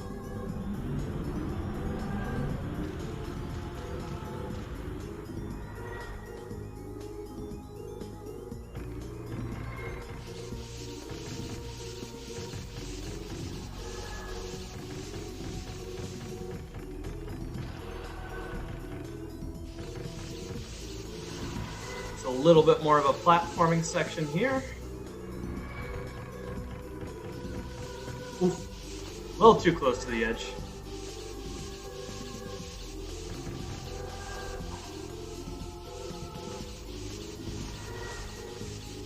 So one of my favorite things about this speedrun actually is maybe because it's not so well known, or maybe because it's so long.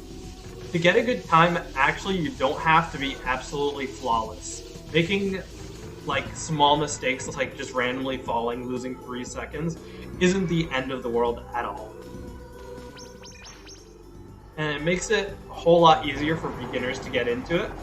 That's why I suggest anybody that really likes this game to check it out.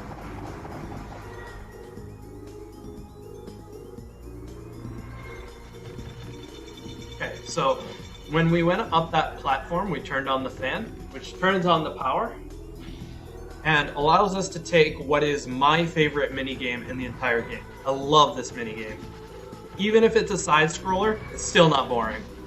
Okay, so we intentionally poison ourselves here.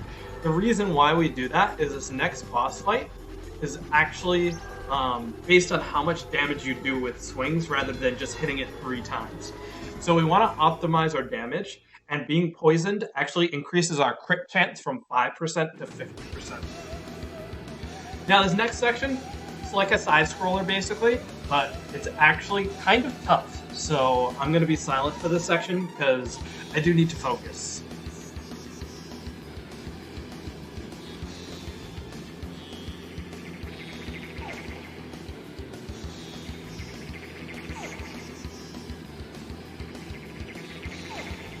The beginning's not too bad, but as it gets deeper, it gets harder and harder.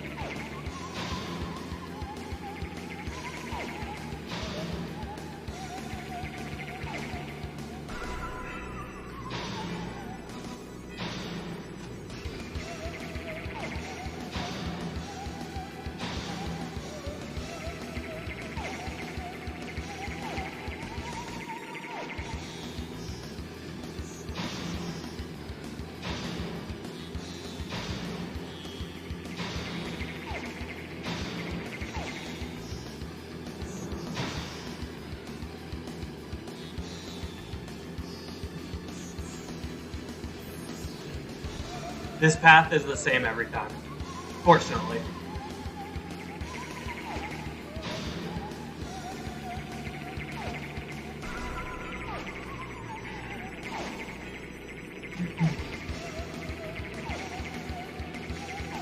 Yeah, a lot of this game has very little RNG, so things like this, they're all like planned and stuff.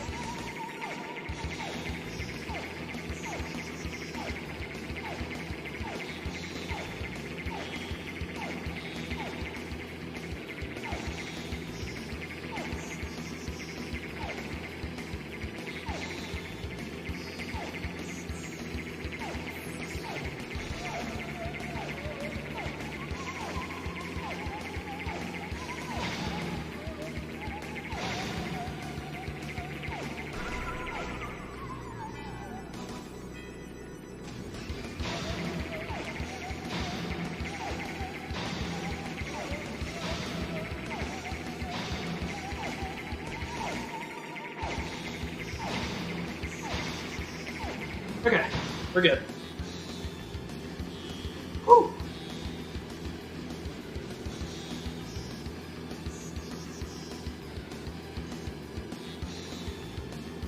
Alright, yeah, there's no Chaos Emerald at the end, but there's a big giant bug. So that's fun. Alright, we're gonna dive right on in.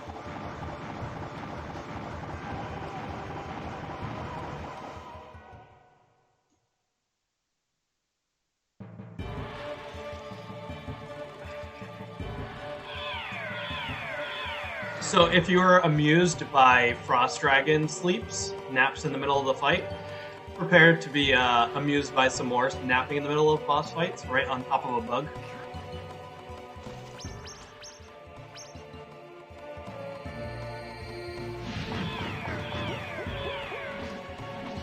So every time we hit his core, it actually causes a bunch of larvae to come out, and we actually use that to our advantage to level up. And good night.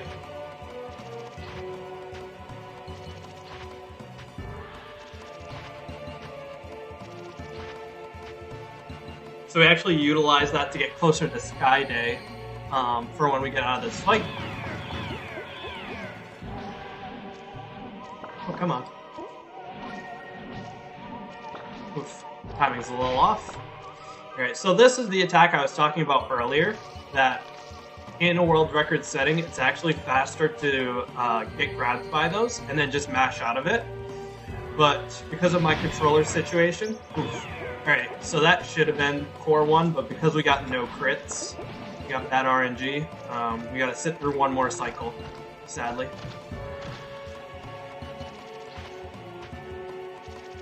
Take another quick nap.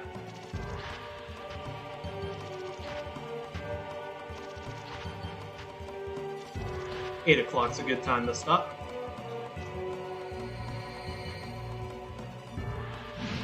There we go, there's the first cycle. Now we just charge up. And I get the first hit.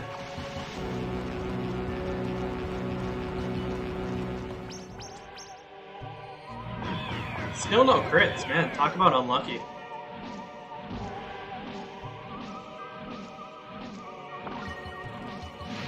Oof, I forgot about that attack. That was my bad.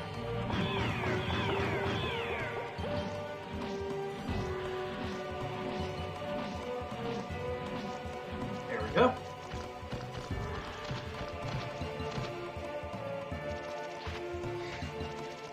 Yeah, sleep tight, don't let the bug bite. Bed bugs bite.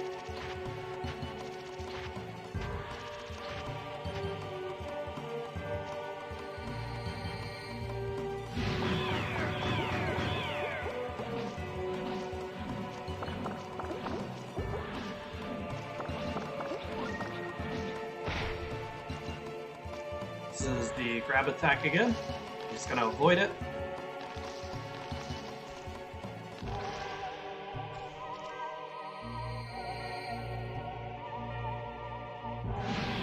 Nice. Okay, that was a good cycle at least. Time for the third cycle.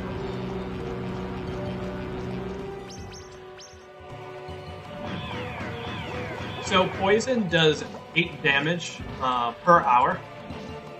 But, and I know it looks like I'm running low on HP actually here, which is why I'm gonna do this.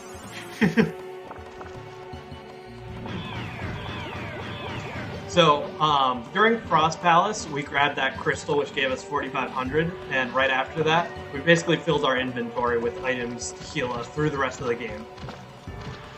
Usually, I'll use about 1 to 2 on this fight, so that's the first one. We should be good. We probably won't need a second one. Nice crit.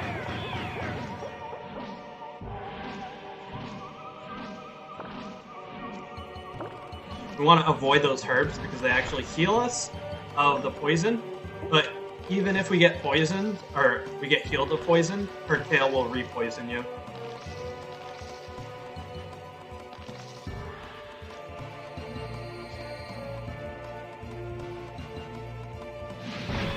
And on top of all the healing items I grabbed, I actually took a safety strat which allows us to get more money to have an S revive. So if at any point in this run I actually do die, I will be regened back to full health.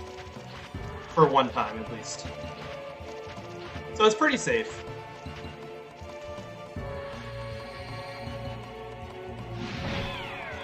Nice. And that's it, Queen.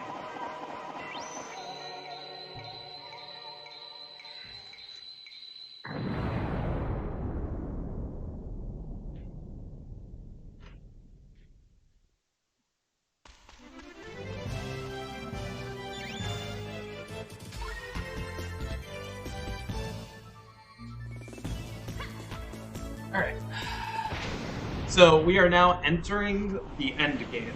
Now, once you've reached chapter 6, this is kind of like the chapter where you can't return to the town anymore. Whatever you do for side quests or whatever, you have to do it before this point that we're about to do.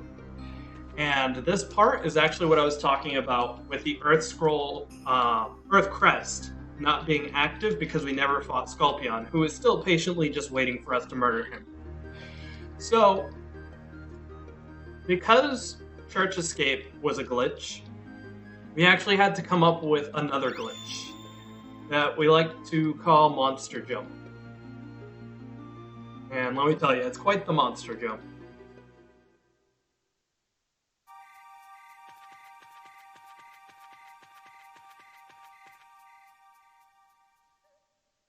So our window here is in Steamwood. It rains between 7 and 12 a.m.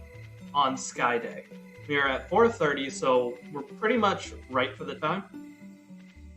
We just have to make sure that the glitch doesn't go past noon. Which I feel pretty confident on this one, so we should be good.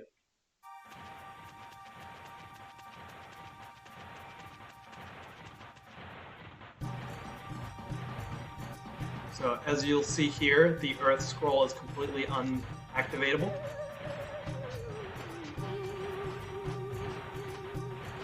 So we have to get over this boulder, which is what the Earth Scroll would have done.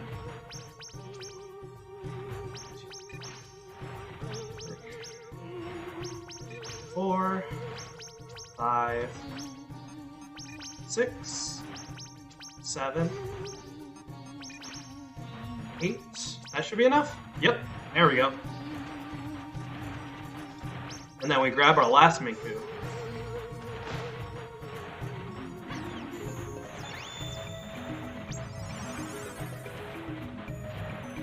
And we sleep until 7.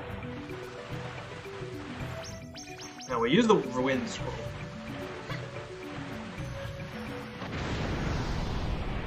Nice, that was a gold split. We'll take that. Easy clap. Now this section has both the most fun section and the best music. It makes you feel like it's you against the world. It's fantastic.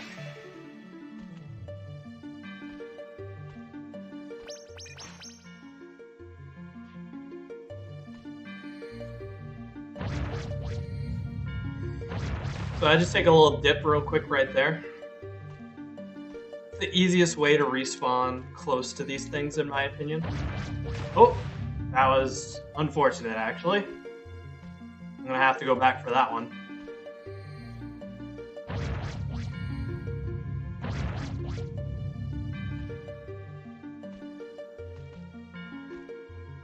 So this section, while it may look easy, is actually way harder than it looks. And the reasoning for that is these spinning platforms are very poorly coded.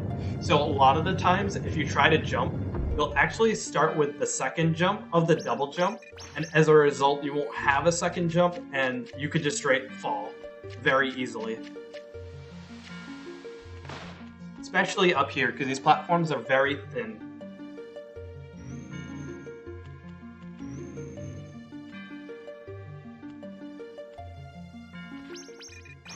Oh.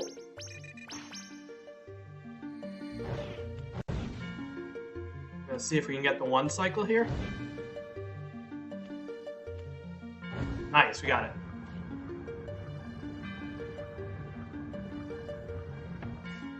So another interesting point is at this point in the game, time has actually stopped. And part of the reason I believe they did that is because you can't cheese the game by just sleeping in a safe corner and regenning all your health back. You're on your own at this point.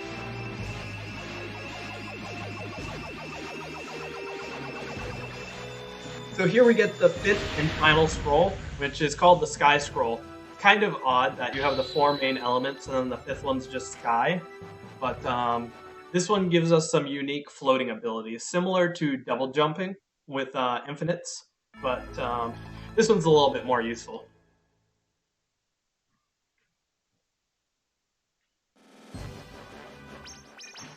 switch to the sky scroll right here.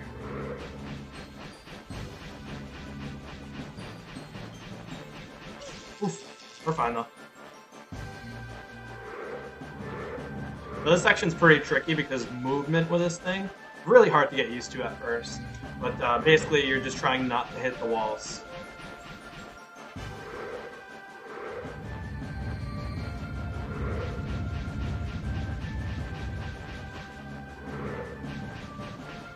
Oof, so close. Almost got it. There we go.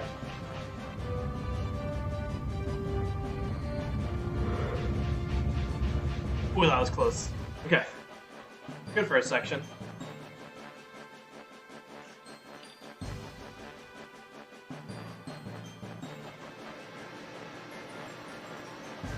Oh, sky is void. That makes sense.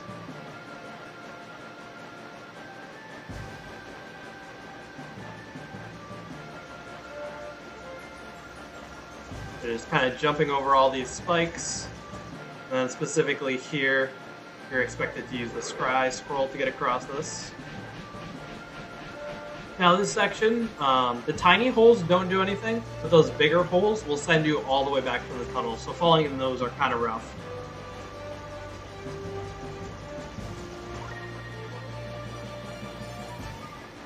Ooh, that was actually pretty close. Alright.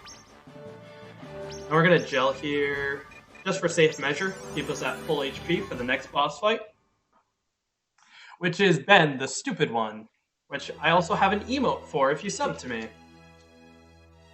His face is just great. He's just always frowning.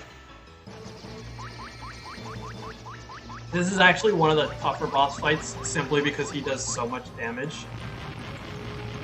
And his timing's pretty difficult. We use iframes on the Luminous Wing there. Oh, wait, what? There we go. And we counter his abilities to do the most damage we possibly can. Rough first cycle, but we should still be able to two-cycle this fight.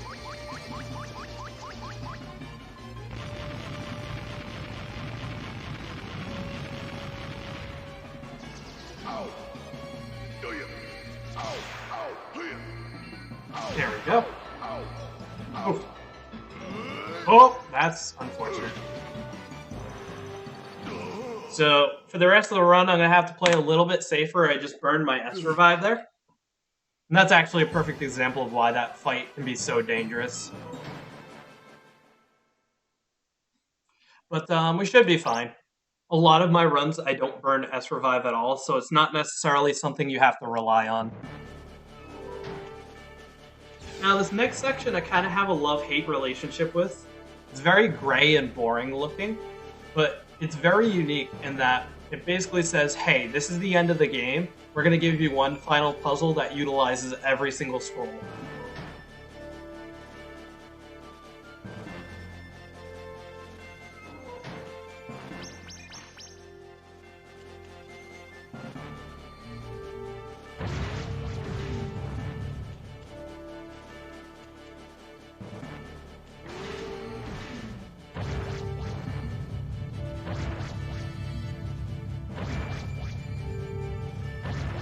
Yeah, funnily enough, you have to do this in the correct order, and if you don't, you go back to the beginning.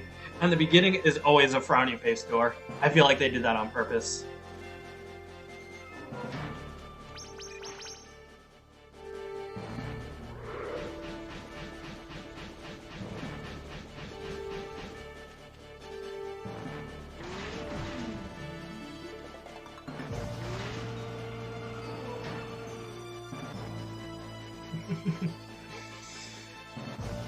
But yeah, for the most part, this section is free. Except for one jump that I swear will make everyone who's played this as a kid squirm so bad.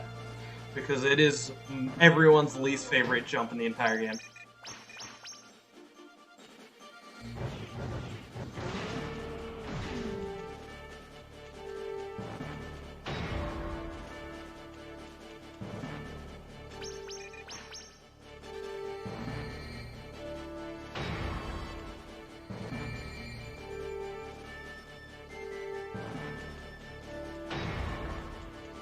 Yeah, that jump. You guys know exactly what I'm talking about if you've played this game before.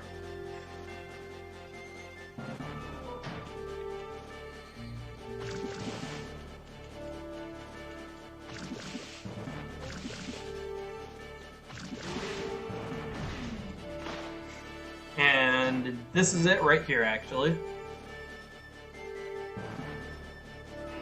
The way I like to do it is I actually use my third finger rather than my second finger to hold R1, so that way I can use my pointer finger to press triangle.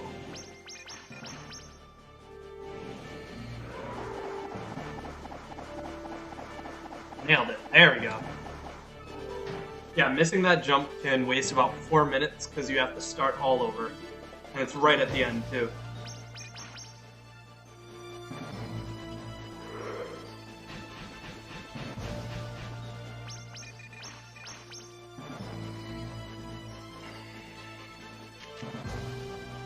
Easy clap. Let's go. Okay, so here comes the second boss of the chapter. This one's probably the most entertaining, simply because of one glitch in this boss fight. So you got this little runt of a character, but for some reason he has a Kamehameha. But yeah.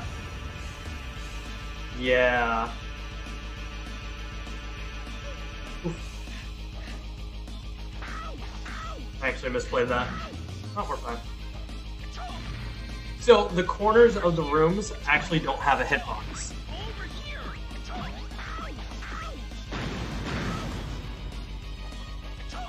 So you just stand in this corner.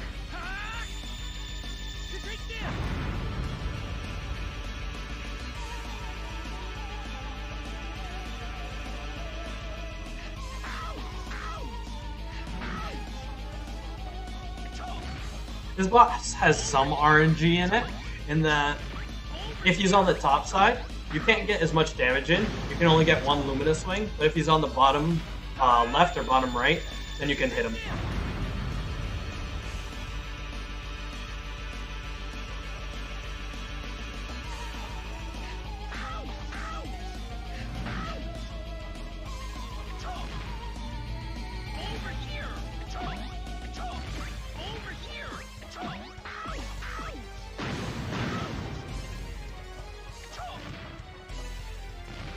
Okay.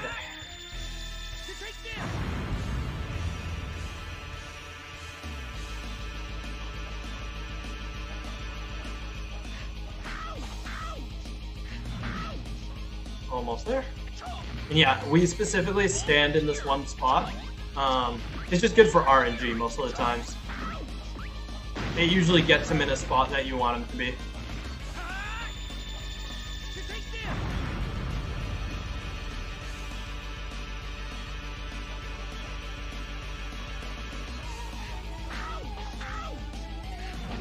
There we go.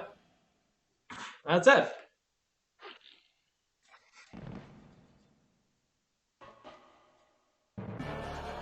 Okay, so this coming up, I'm actually going to save here, because especially since I lost my S revive.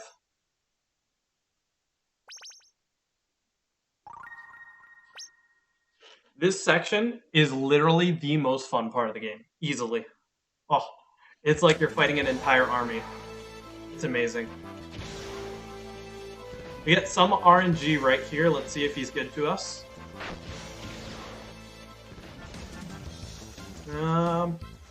Oof. Come on. Alright, he was moderately good to us. Alright, so we assimilate the green guy, because he has by far the best technique in the game. It does 895 damage and it just blows everything up.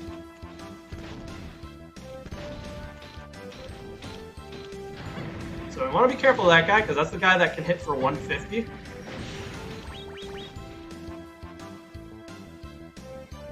And then we get a little nice maze here. A little hedge maze.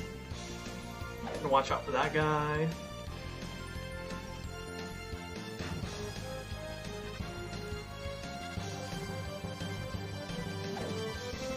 Yeah, those red soldiers can actually troll you pretty hard, but he was pretty nice so far.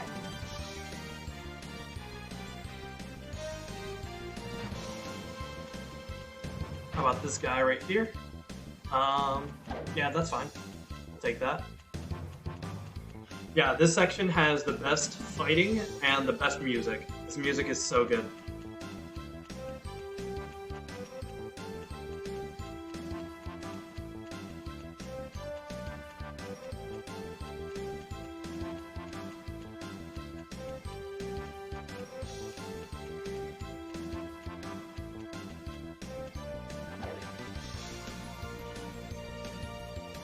Yeah, that is actually one of the reasons why this part is so difficult, is everything hits for at least about 80 damage. And if you have 150 HP, that means if you get hit once, you have to heal, or you will die on the next hit.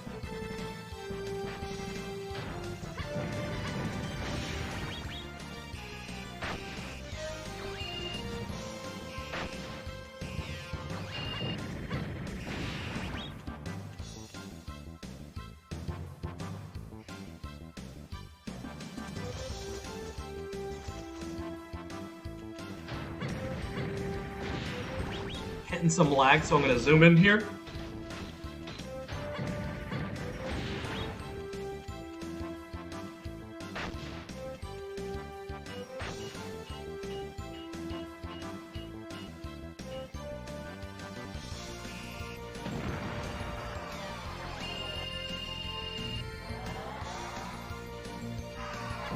I'm going to hit this guy. We're going to hit that guy. We're going to piece. Okay. This game has 100% category. It is very underrun. It is 6 hours long, and part of the reason why is because in order to get 100%, you need to be an average level of 28 by the end of the game. So there is some grinding sections to it.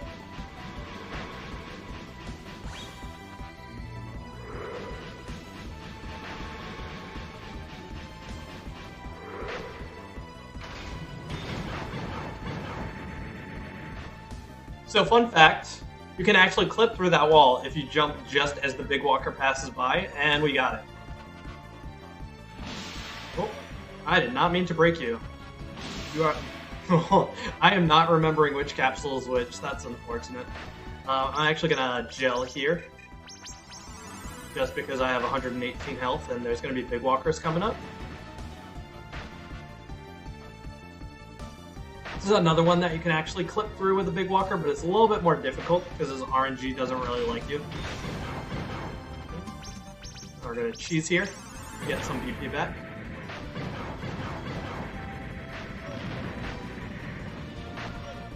Oof. That was unfortunate.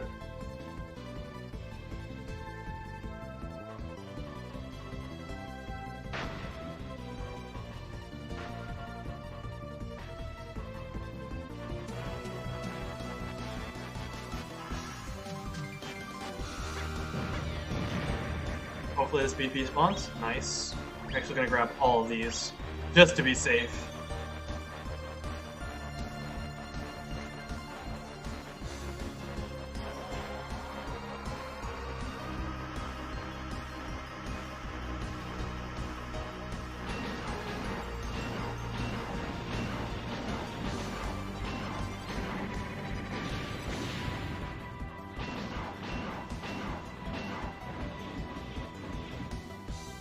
Okay. 1, 2, 3, 4. Now we cheese. And we are good.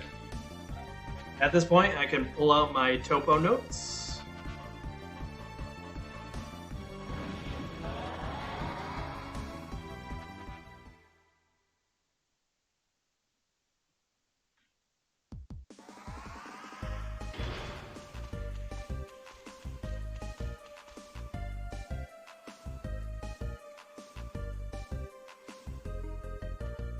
If I could find my topo notes, where they at?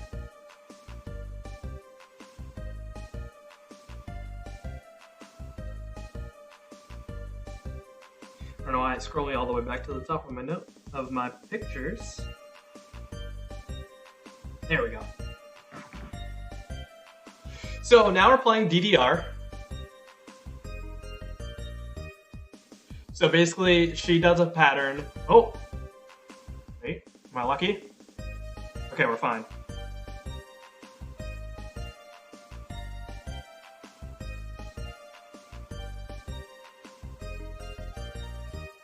So basically, you just have to mimic her pattern.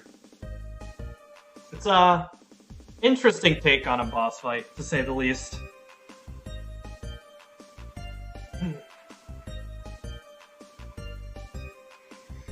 Because you can't hit a girl, right? 1, 2, 3, 4.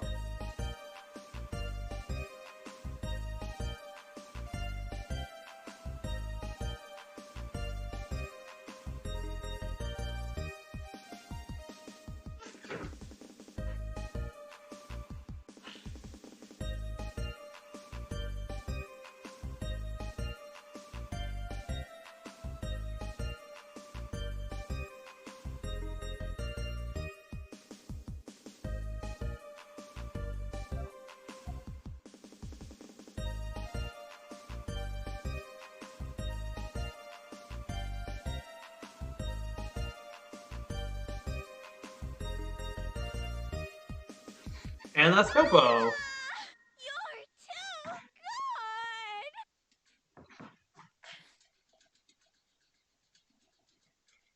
So that's all 3 members of Leader Force down. Also, that was the princess in disguise that you just saw. That's why she had a tail. She's a mice girl.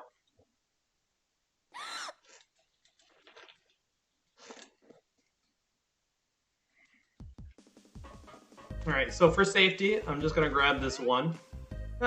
Actually, why not? Let's play it real safe and grab the other one as well. No reason not to.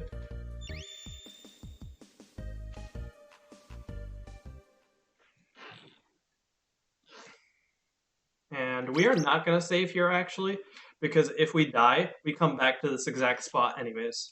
At least I believe you do. That's Princess! Musashi! Capricola, you loser! Where are you taking her? So, fun fact about Capricola. I mentioned earlier that all the good guys are food and all the bad guys are drinks. Well, Capricola is obviously a bad guy because he's got cola in his name. He's a soda drink, right? But Capricola is also a food. He's actually a bad guy who's in disguise and is actually a good guy.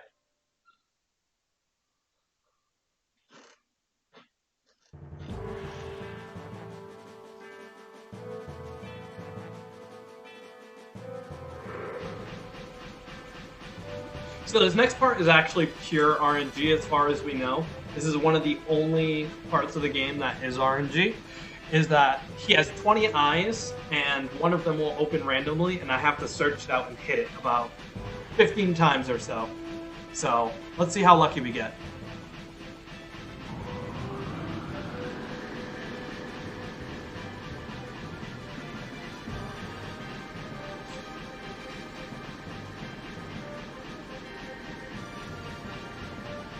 There's one.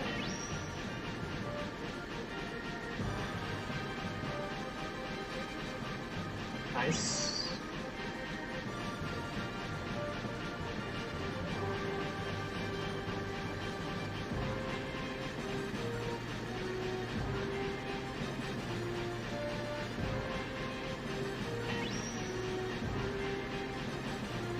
Oof.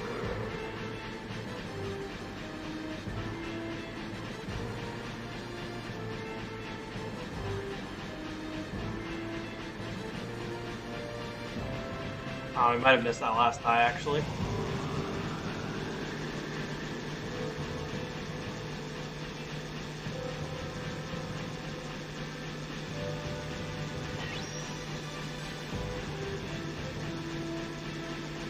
Nice. Clean, let's go.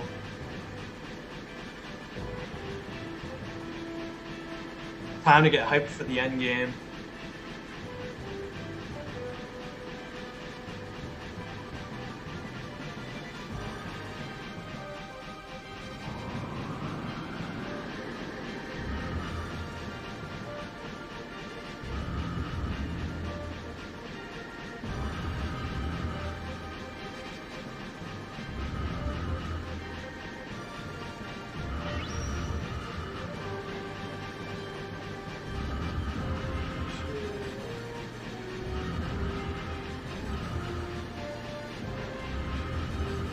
get there in time?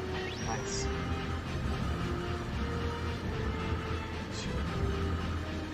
Nice. Tower of RNG is being pretty nice to me so far.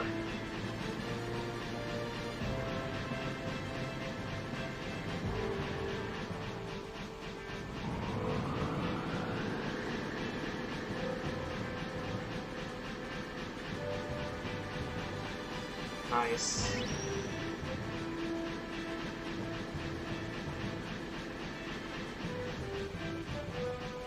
Okay, so now he's got some kind of weird eyeball attack. And this is going to be really rough if you get hit by this, is that getting hit by this will actually invert your control. So if you press right, you'll actually go left. So you take a lot of damage that way. But fortunately, we have a strat where you're pretty much guaranteed to never get hit.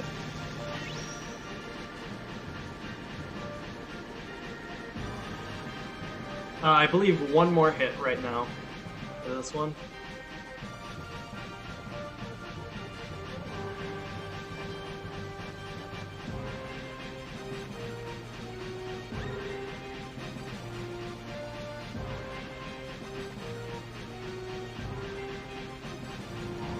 And finally, laser beams. Oh, we'll take it. Good Tower of Death.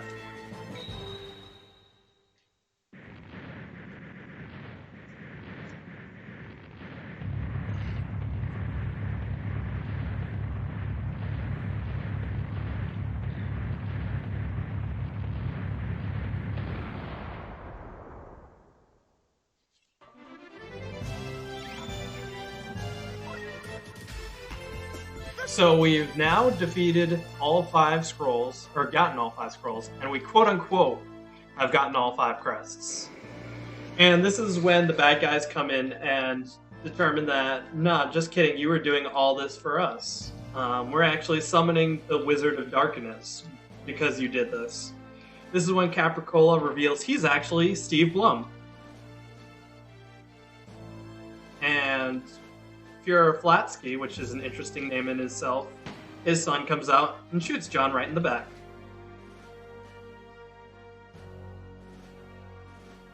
Alright, that was weird. And he's not dead. He's just shot in the back and fell from like 2 stories or something. We give over Lumina, we get the princess. Princess is very durable, by the way. She bounces. Don't ask why. And now, Fuhrer Flatsky, think about that name for a moment, summons the Wizard of Darkness. Yeah, top 10 anime betrayals, for sure.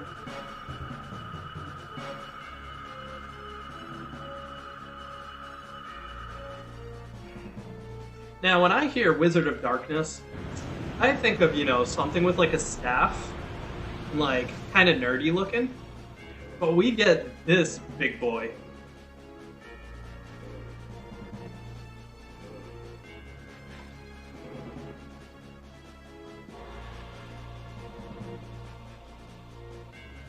And he's dead.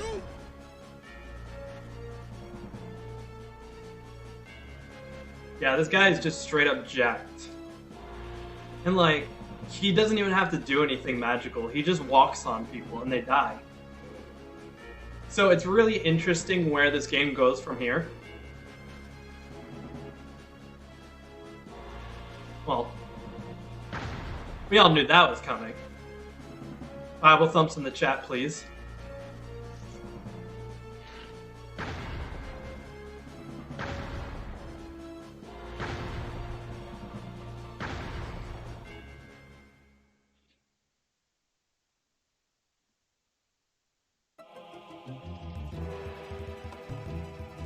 So we got this big evil dude that's going to be chasing after us for a little bit.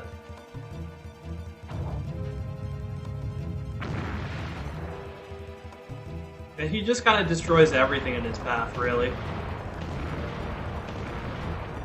really gives us, like, omniscient feeling of, like, you're actually gonna die from this guy. But then, like, the next part happens, and it's weird. It's real weird.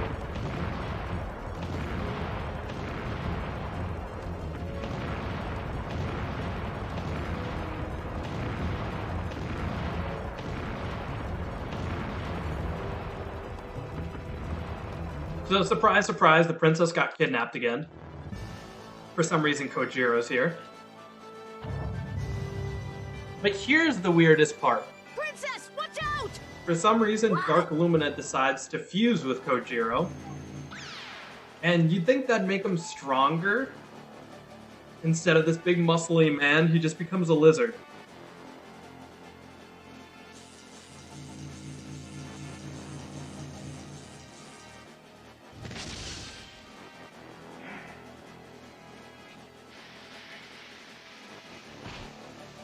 So I don't really know how this is making him stronger, since we never really fight his first form, but I don't know, it's a little confusing. Sometimes people just become lizards and have their hands pop off.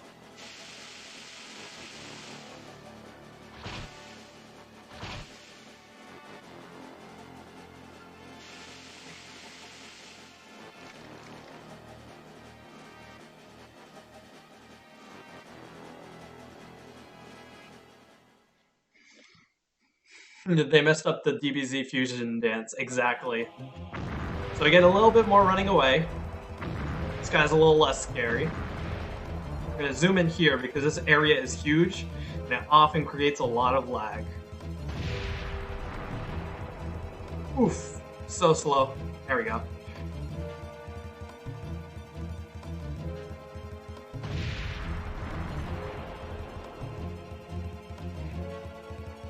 These platforms are actually another example of moving platforms that are poorly coded. They don't move, but they're designed to fall off over time, and as such, they're considered moving platforms, and they're very sticky, is the best way I could put it. You have to be very careful about your inputs on this section.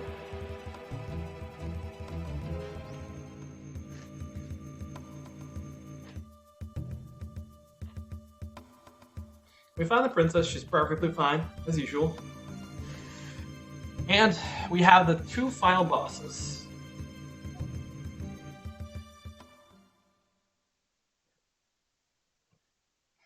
Now, for those of you that have played this game casually as a kid, you'll be a little mad at how easy this boss fight actually is.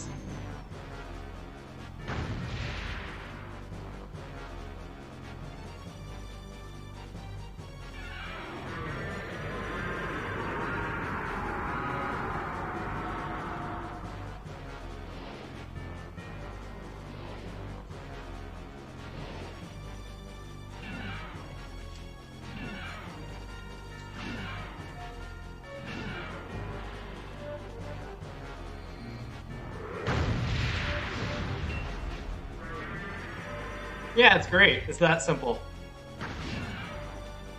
Just don't let him attack.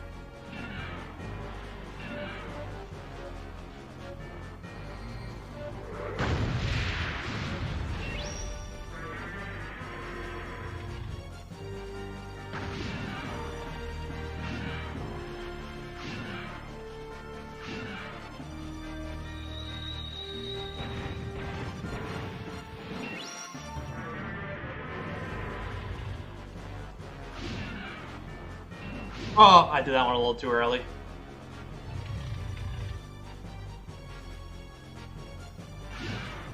Yep, you just boot him on the snoot.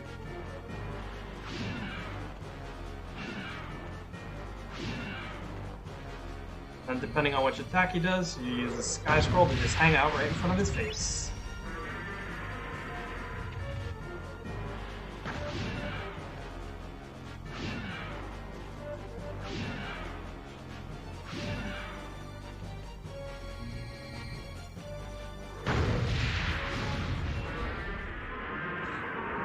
One more boss to go.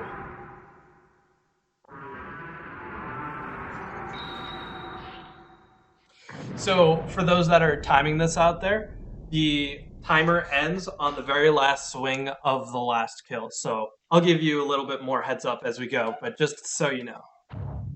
It'll be coming up in the next 2 minutes, assuming that this is a good Dark Illumina. This last boss fight is actually one of the only times that we kill a boss with fusion. In order to kill this boss, you have to assimilate it, but when you mash the square button to assimilate, he has a much higher threshold. You have to mash much faster, and that can actually be pretty tricky.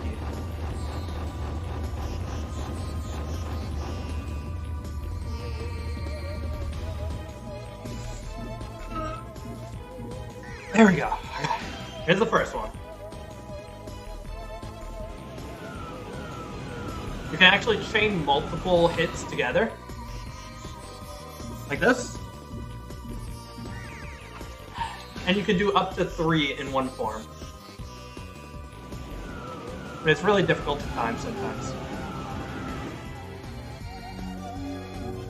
Nice, we got all 3.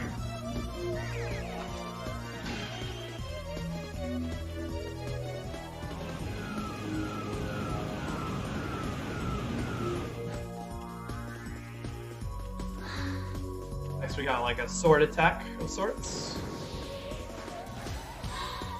See if we can get this one. Nope, he's a little too far away on that one. Then he uses the wind scroll. What's cool is that each of his attacks kind of recreate one of the scrolls.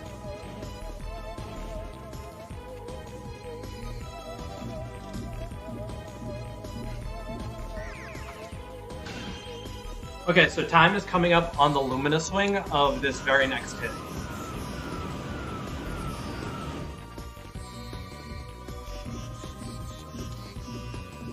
And time. Whew! We did it, boys. The heck of a run. 222. We'll take it. 222.57. Yep, that's exactly what I had too on mine. Oh, man, what a run. That last boss fight always gets your blood pumping. I just want to thank everybody. I want to thank RPG Limit Break for having me. I want to thank the Brave Fencer Musashi community. I want to thank all my friends that I see in the chat right now that have been there to support me. My fiance that puts up with me in the other room right now. My parent, everything, you know? It was a good run.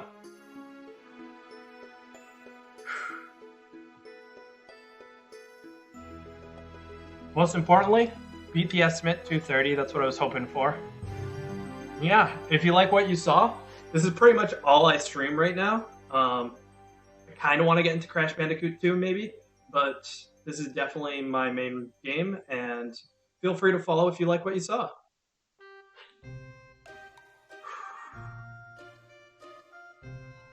But most importantly, because I know you guys didn't really get to see much of the story, this end credits just gets to show you how comedic this game is. It's all because you went on vacation and, left me all alone. There, my child, you're correct. It is all my fault. I'm awfully sorry. But you didn't have to destroy the castle, dear. From now on, we will tell you before we take a vacation. As long as you're sorry. Huh? No, that's not what I mean. Don't get so upset, my child. By the way, who is that little person over there? Oh, him? He saved my life. Saved your life? You don't mean that something happened while we were away? Nothing happened? Right, Ribson? Yes, other than the princess's party, it doth be very peaceful every day. See? Princess, I'm gonna go return this. Back in a flash. All right, Musashi. Be careful. That's Lumina, the sword of luminescence. Oh, gracious me! And the name Musashi. You cannot be. I'm the legendary brave fencer Musashi. How's it going, old man? Oh, that line gets me every time. I love it. Thanks again. You guys were a great audience. I enjoyed watching the chat the entire time. It made my day, honestly. Go Patriots! I feel like I just lost like 5 followers by saying that, but that's okay.